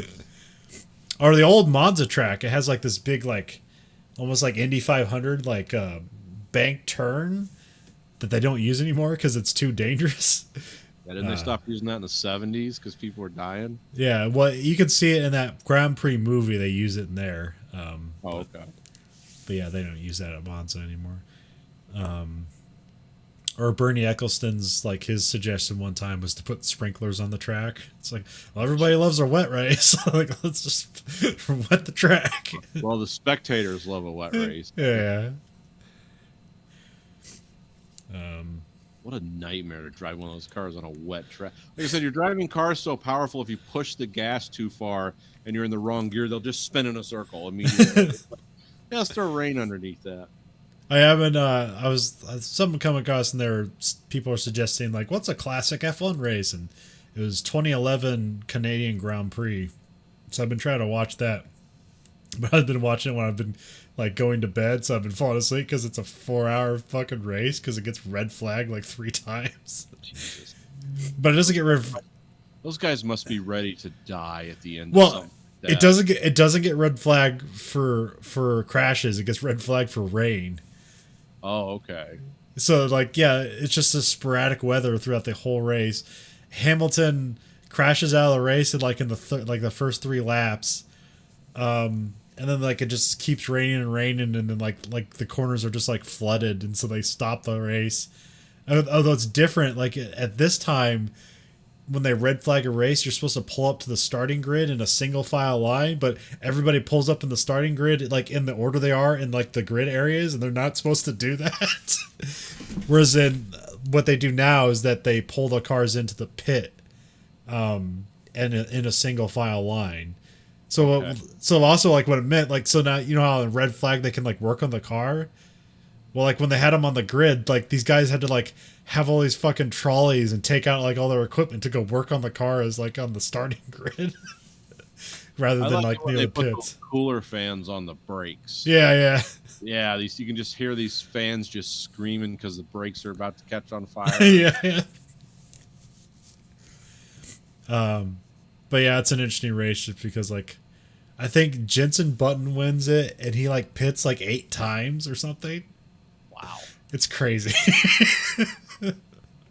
There's like one time where like the guy they're restarting the race and like they're all on wet tires because they're supposed to be on wet tires because they stopped the race because of rain. So when they're starting the race, you have to be on wet tires. But like one of the teams like they're like, the track's drying. They pull their guys in while they're being dragged by the safety car, get new tires, and come out. It's like, yeah, you're going to get penalized for that because you're not following the fucking rules. What team manager made that? Yeah, pull them in even though they're behind the safety car. I think that was Manor. Yeah, they used to. I They know you used, don't do that, and I don't run a race team. There used to be way more. There used to be way more teams in F1. Not way more, like 4 more. It was like Manor, Marussia, which Marussia's still around, but they do Formula E and like lesser series. Just Formula One's just kind of, it's just too expensive. They're like an Indian team, I believe. My favorite was still the refueling guy back in the ages of refueling. It's like, well, job on the team. Don't spill any of that, essentially paint thinner on a, hot manifold, because there she went. I'm sure the drivers are glad of that too. Yeah. Well, that's like Max Verstappen's dad. Most famous thing is Jos Verstappen. Yeah. It's him getting caught on fire in the pit lane. The thing is, that fuel burns hot. Yeah. Like, I mean, being engulfed in any fire is terrible, but that stuff was like, that was just like dynamite when it lit. I mean, all right, so we were talking. Okay, so what were you going to say? What did you have an announcement about? we'll have the Austrian GP qualifying results. Okay. So, I mean, Max Verstappen, again, puts it on pole. But in second place, at the front of the grid, Lando Norris Really? for McLaren. Yeah, just put a hell of a lap. And he was only like 0.2 of a second behind Max Verstappen. Wow. But also, it's like funny to see the interviews with that, because Max Verstappen is like, "Yeah, that was the shittiest qualifying I ever did." It's like, you put it on pole. It's like, I know. Way to beat the other guy's like happiness. Like, I know he's right behind me. It's the worst qualifying I've ever done. A drunken sailor could have done better than me. I was probably like, oh yeah, fuck this dude.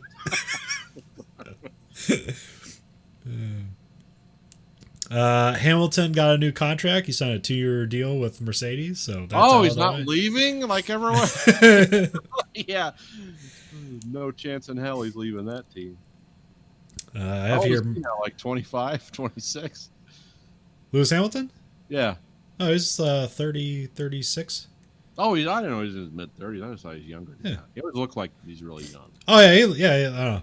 That's so funny. Like I was talking about Nico Rosberg when they used to be teammates, and they were friends when they were kids, and like that.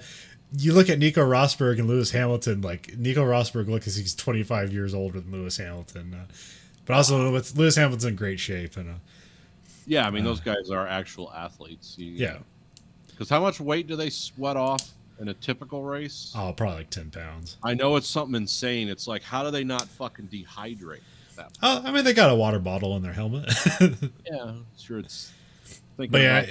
When you see the guys when they're like kind of in their suits after a race, it always looks like they pissed themselves because all the sweat gathers in their crotch.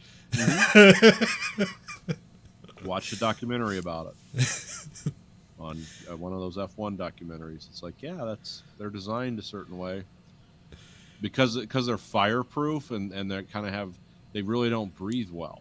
Yeah. So it just all pulls inside because everyone's like, why don't they make breathing stuff? It's like, because we don't want these guys to burn alive.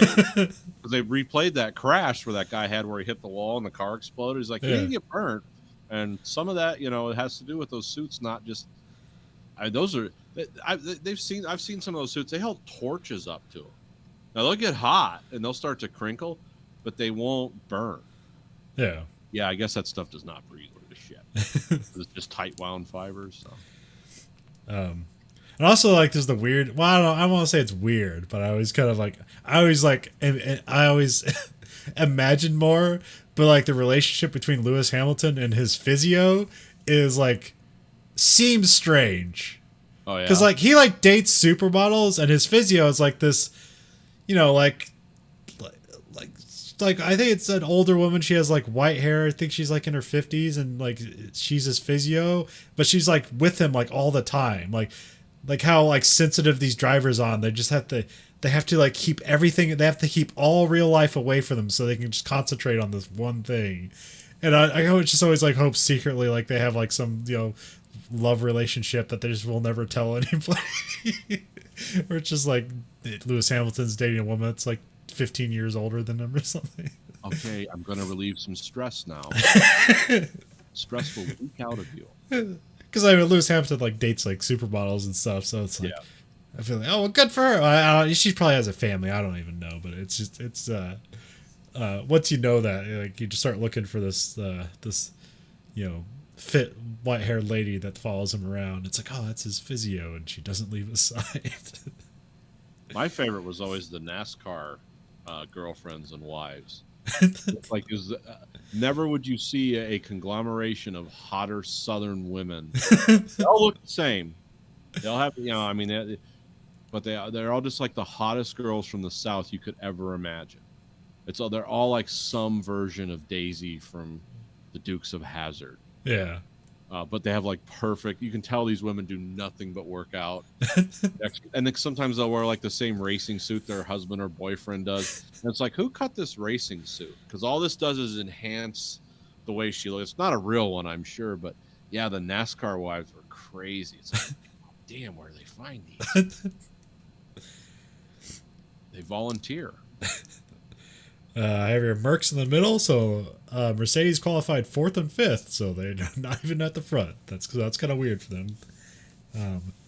The tire compounds they're the softer compounds this time, so I don't know if that might change the race, because last time it was mostly one-stop racing, so this might be a 2-stop.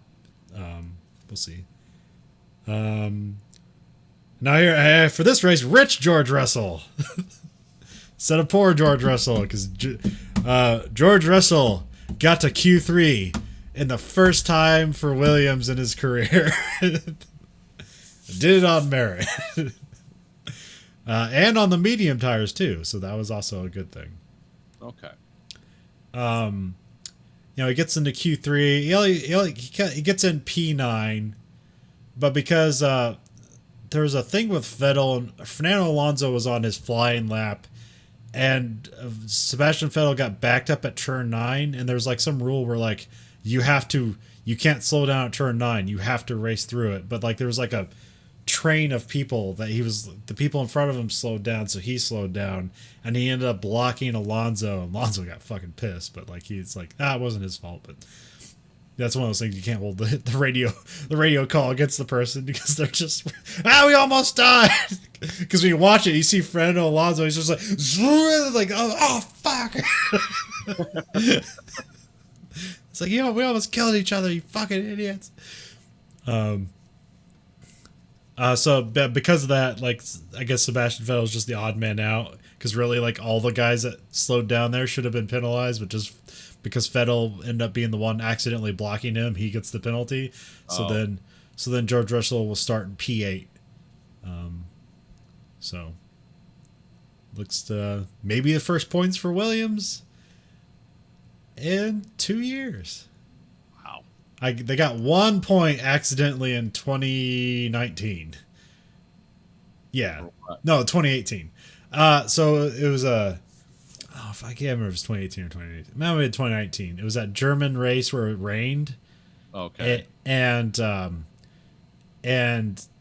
think it was Kubica. Robert Kubica came in like 12th place, but the Alfa Romeos got penalized like 30 seconds because they had some special mode to start in a wet race. And it's like, that's not allowed.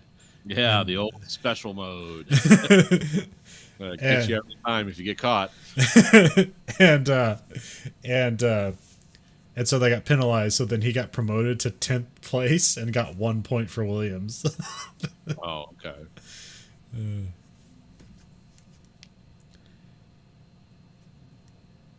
And there's new pit stop regulations too. That's going to be weird.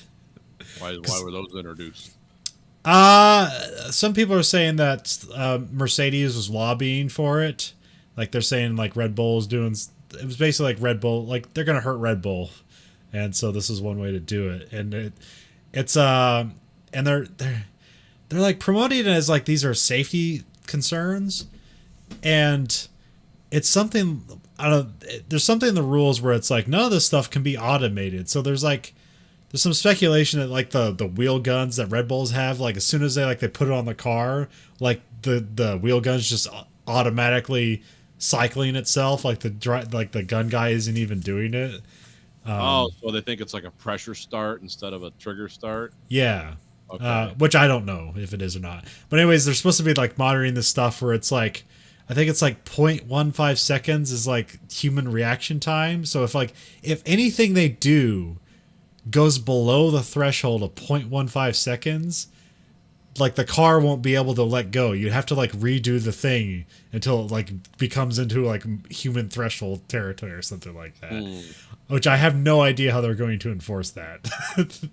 Yeah. Because there are these like this system on like the wheel guns, like there's a red light and a green light that they basically say like, hey, the wheel's on, we're good to go. And then like there's a light that's shown to the driver that will turn green when everything's good. So it's like basically like, so if somehow that wheel gun guy is going faster than 0.15 seconds, then like that light will never turn green and they'll never like the driver won't, so they'll have to like redo the thing or something. Like that's what they make it sound like, but I actually like everything I've heard about it seems very vague and I don't know how they're actually going to enforce this. Yeah. But yeah, I don't know. People are saying that like Mercedes was lobbying for this under the guise of safety concerns. I wonder what scheme they got going. Yeah, well, it would just slow down. It would just slow down their pit stops. So Kind of feel sorry for those pit guys sometimes. I like the guy on the front jack who, as soon as he puts it in and lifts it, he's off pulling it sideways. Like he is just ready to rock. And I don't know what that jack weighs, but imagine that guy. I hope he has steel-toed shoes because he seems to like just pull that out of the way. I saw an interesting like it was one of the Aston Martin like race day YouTube videos, and they followed around the spare parts guy.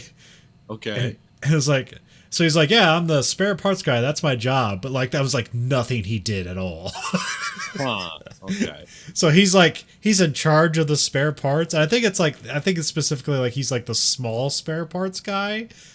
But like he's in charge of like, so every race they'll have different sponsors to put on the car. And he puts all the new sponsors on the car for every race. Huh. And he puts all the new sponsors on the helmets for every race. And every driver has 3 different helmets with like 3 different visor configurations. And one's for rain, one's for all this stuff. It's like nothing he did was about spare parts. And he's also like the backup jack guy. So he's out there. So like at the primary jack guy, if the jack is fucked up, he comes in and jacks up the car. Okay. Like this guy, he's had a full day.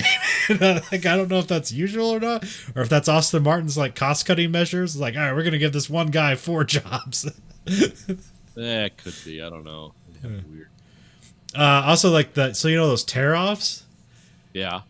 He went through like Sebastian Vettel is so meticulous. He has a very specific way he wants his tear offs.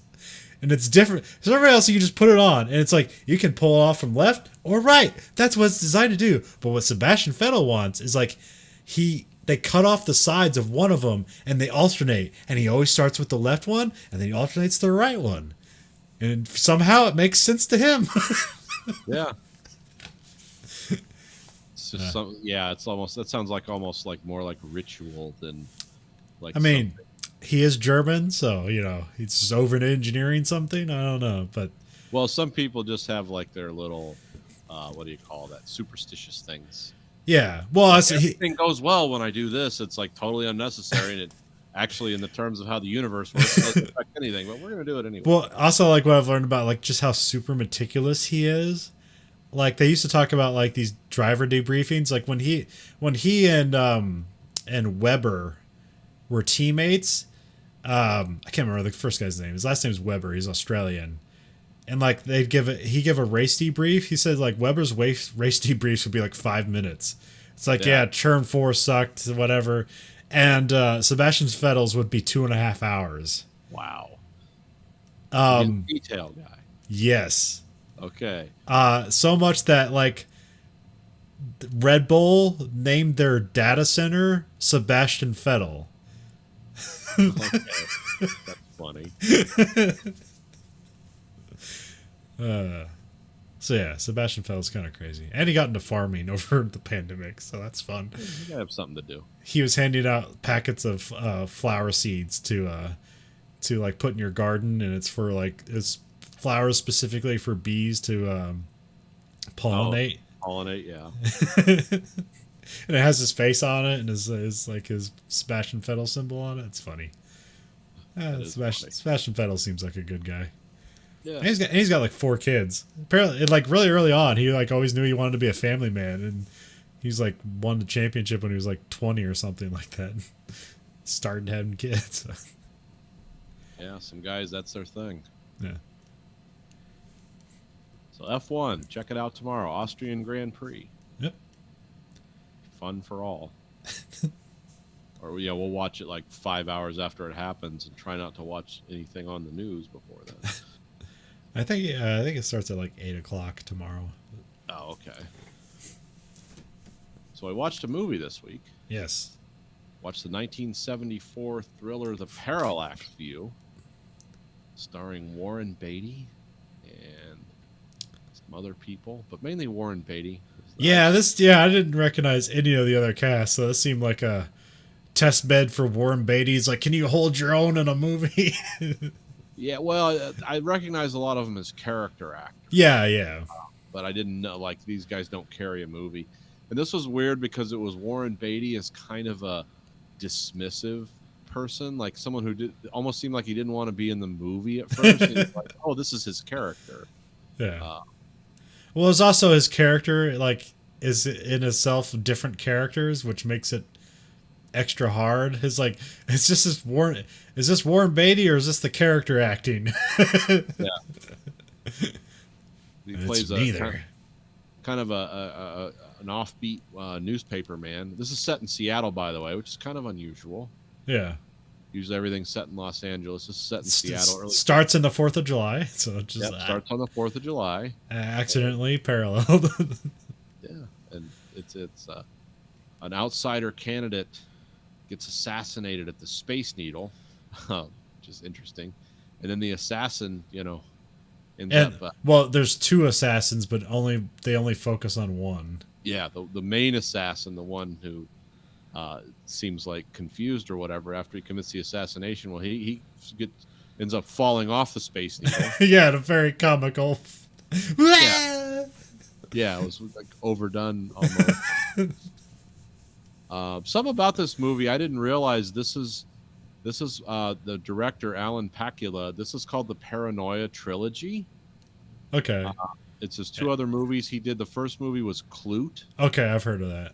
Yeah, I've watched it once. It's great acting, but kind of boring. And then I think that's one of Steven Soderbergh's favorite movies. yeah, well, it's an interesting character study. It's Okay. 'cause it's Jane Fonda and Donald, 15-year-old Donald. Oh, okay, yeah. And he does a great job in it. It's like him and Jane Fonda are great. The story itself is not great, but it's good. And then the final movie, this is the middle movie, The Parallax View, and the final one is the one we should watch probably next, is All the President's Men. Oh, okay. All right. Yeah, it's all directed by Pakula. Interestingly, released by different movie companies, but it's considered the Paranoia trilogy because it Yeah, sure. Yeah. has kind of the same themes in it. I mean, Yeah. these are all the 70s downer movies.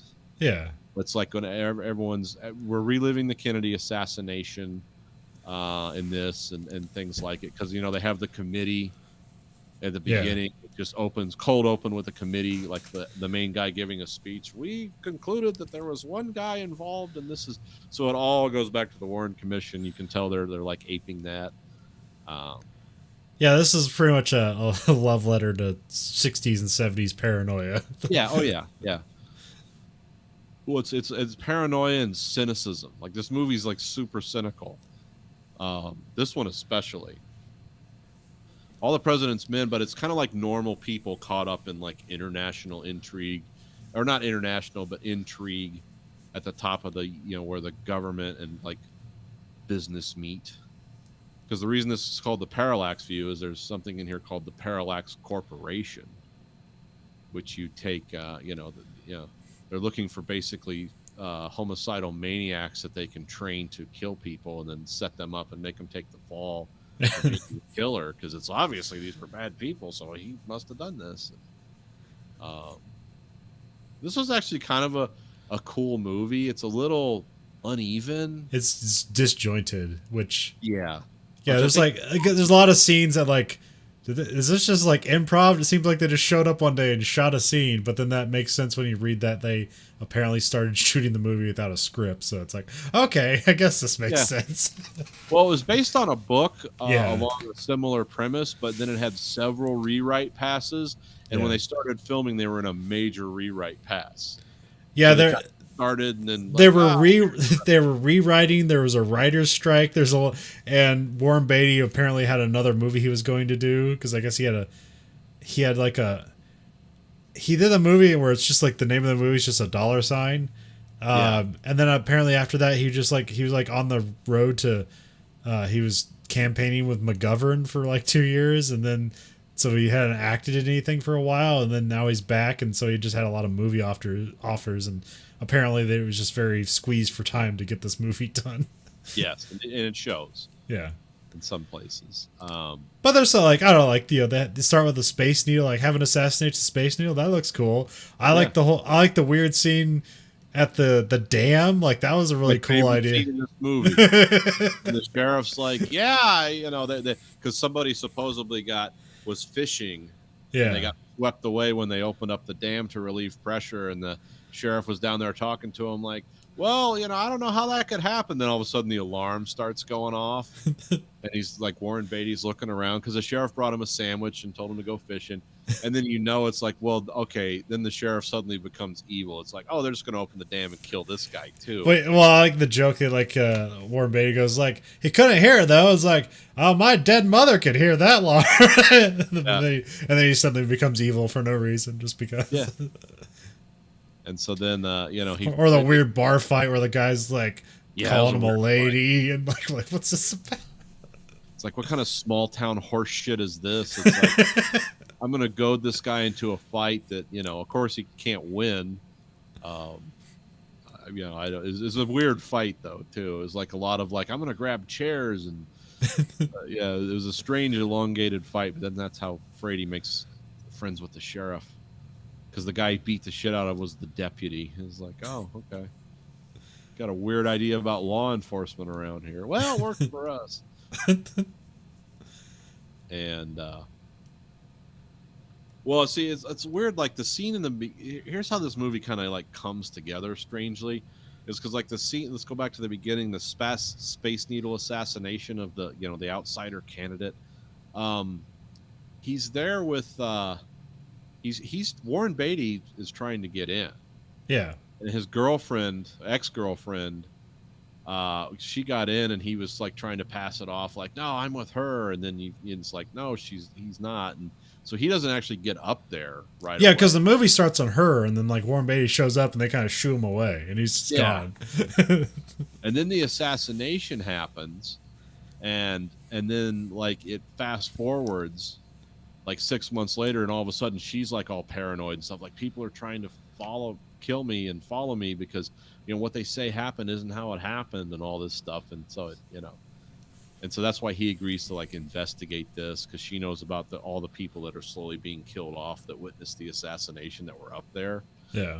And that's so when him and the sheriff have some kind of weird rock fight in the flooding river, then he kills the sheriff and. Well, the sheriff drowns. Or the sheriff drowns, but he kind of. Well, I mean, yeah, he put him in the way to drown, but and steals his car and drives to his house. Yeah, and drives to his house in a really scary looking, like those cars from that era driving them. I don't know what stuntman was driving that car that fast, but you could tell that thing was so high on its frame. It's like, oh, that car's about to go out of control. So then he goes to the sheriff's house and gets in his like lockbox or whatever, and that's where he finds out about the Parallax Corporation, because there's what is it? There's a questionnaire so that's how that comes into this. And I'm not gonna like just recap the whole movie, but it's kind of interesting how it connects. And I like how this the Warren Beatty character Frady is like so anti-authority. Like he just fucks with everyone to fuck with him, including his boss, who like puts up with him because he was reported dead at the dam. Yeah. And his boss was like, "I heard you were dead." It's like, well, I want to stay dead for a while because no one's looking for me. Yeah, because he's like, what can I do for you? Like, write my obituary. Yeah. And then in a cool scene, he like gets this questionnaire that he stole from the sheriff from the Parallax Corporation, and he's like goes and finds like some mental health people at a university, and it's basically like find the biggest lunatic you can to take this test, someone who's like actually killed people, and he's going to write his name on it so the Parallax Corporation will come talk to him, and hopefully he wants to be like recruited as an assassin for this story. Which seems like a crazy idea. It's like, well, these people are obviously super dangerous, but And he has like what 2 false identities, so like when the first one fails, the second one will seem stronger. yeah, because the second one's like a guy who was like was charged with like basically waving his pecker around in public. And Yeah. it's like, oh, Or that's they why. called him Weenie Waver in the movie, which Yeah, is weird. weenie wagger, Oh yeah. That's it. because he has an ex-FBI contact that can procure all these fake identities for him, but they're riding around in a little mini train at a kids park, which is kind of a weird scene. Like, what the hell is this? Yeah, that's why I was saying a lot of this movie seems like improv. It's like, what the Yeah. Hey, we got a little mini train here in a kids park. Well, let's film the scene here. It's like, what?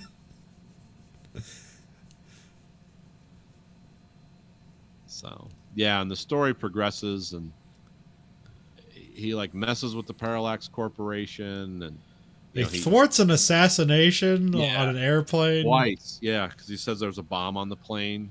Yeah. He writes it, and then of course they land the plane. But I like how dated that is, because he just shows up at the airport and he's like, "Yeah, I'd like to buy a plane ticket, like on the plane, like it's a bus ticket. Like, yeah, I'm going to Los Angeles or Vegas or wherever." And then he passes the note surreptitiously to the flight attendant that there's a bomb on the plane, so they land the plane. So he thwarts that. I like how the bomb just blows up off screen.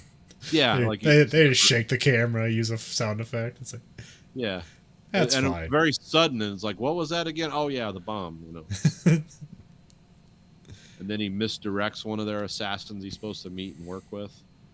It's like, get on a plane and fly to Hawaii, and go here and go there, and we'll meet you there. That's when the guy comes back and confronts him about his, first ID falls apart.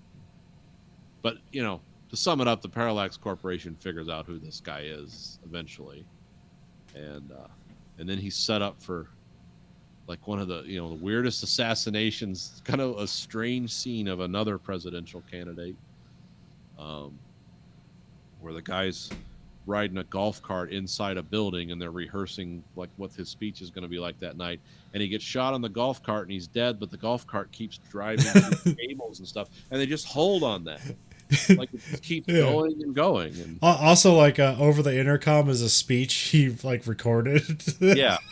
Yeah, and they're like having like those weird up with people rallies, gonna sing at his speech and stuff. That's stuff they did in the 70s. But yeah, it was and in the end Warren Beatty gets blasted with a shotgun. And that's the end. And he's pinned And as then the guy who killed the.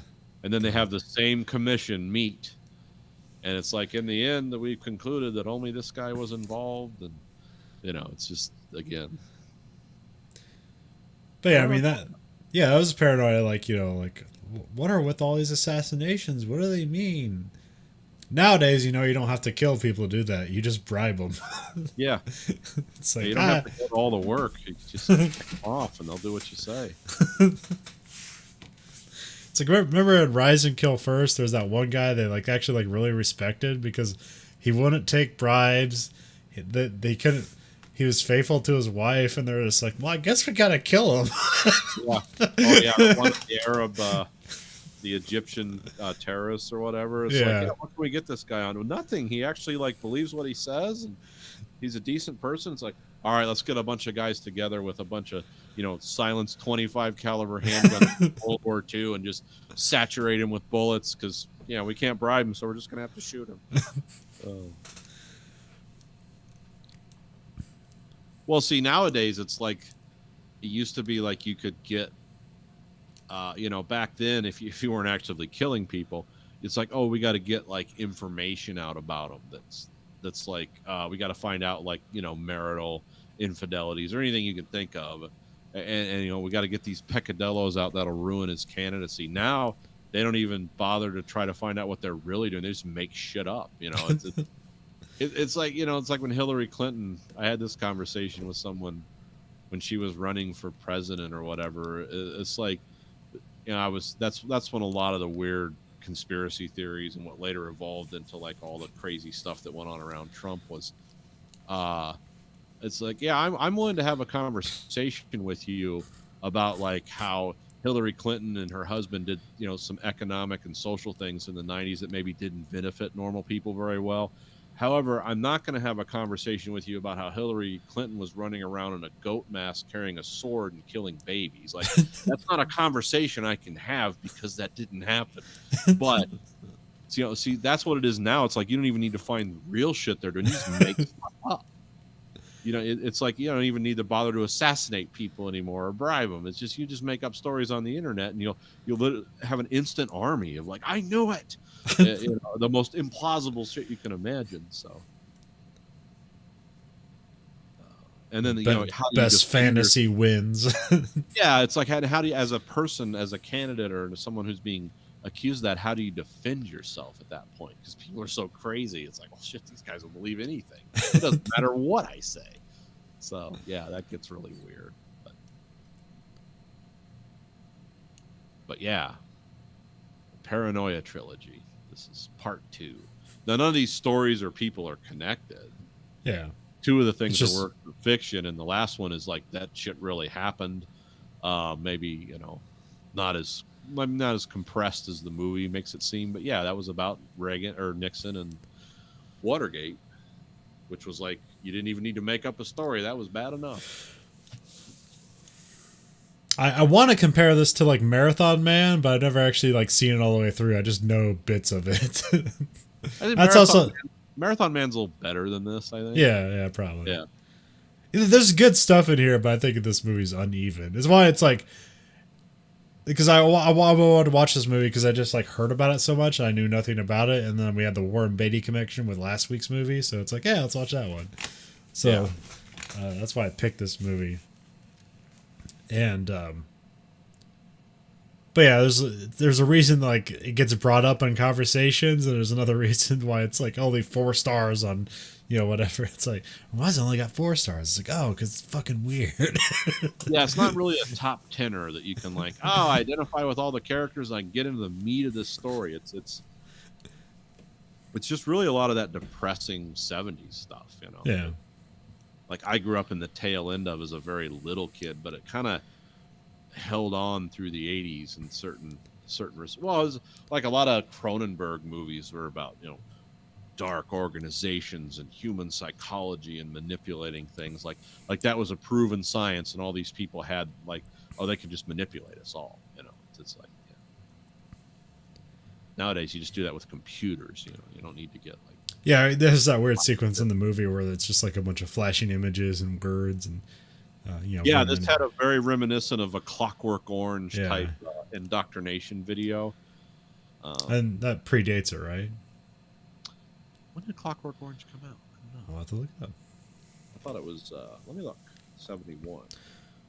Okay. Because there is, I don't know, because there is like some things that's pointed at as this being like kind of a focal point of like stuff spun out of this movie, but I'm not sure. 71 is when Orange came Okay. out. So, but it was all in the same vein of stuff, though. Yeah. Like again, well, like I mean, we had mind control stuff back in with like the Manchurian Candidate, so that's like the 50s or whatever. Yeah, I mean, there's always been this theory. I mean, that is the goofiness of the paranoia of the 70s and movies kind of like this, where and a lot of Cronenberg movies and other movies like that, where it's like, yes, we have the, like, if we play this sound and show people these images, we'll make them into whatever we want to. It's like nowadays, you know, that absolutely does not happen unless. Yeah, well, I mean, yeah, this is back when people still believed in hypnotism. It's like, Yeah. what if the government got hold of hypnotism? It's like, it's not real. Jeez. Yeah, nowadays, you know, it's like, unless you're using powerful drugs and stuff, like, it doesn't really work, and unless you want it to. So that's the Yeah. thing. It's always, there's always that caveat there. It's like, well, none of this shit works unless they want it to. And, you know, then you got to look at the motivations of why do they want it to work. But you can't just randomly pull someone off the street and make them into like a Manchurian candidate assassin. Yeah. Or at least not that I know of. Not that's ever been proven. So that's what I love about these movies. Is it's like, it's quaint. It almost seems simple compared to the world now. Yeah. It's like there you just had monolithic evil and the kind of the average Joe good guys that are trying to understand this. Even in the negativism of the 70s, it still had like, well, this, you could fight back. Nowadays, it's like, oh, you can't fight this shit. It's all AI, robots, computers, and you're basically, you know, giving your freedom over to it to have a cell phone or internet access. It's like now it's like deep and weird and scary. And the motivations aren't the same. Because back in the 70s, it's like they just want to control all the money in the world and control governments and stuff. Now it's like, who knows what the fuck the bad guys want. They're like Bane from Batman Returns. It's like, are they just there for chaos? Or is there an end game? So, yeah, these movies are fun. It's like, oh, I can understand all these balls bouncing. It's like 5 balls bouncing, not a million. You don't need a supercomputer to put all this together. Well, that's all I got for the Parallax View. You have anything else for this week? No. All right. Well, this week for the American Greed Factory podcast, this is Nathan. This is Conlon. Goodbye, America.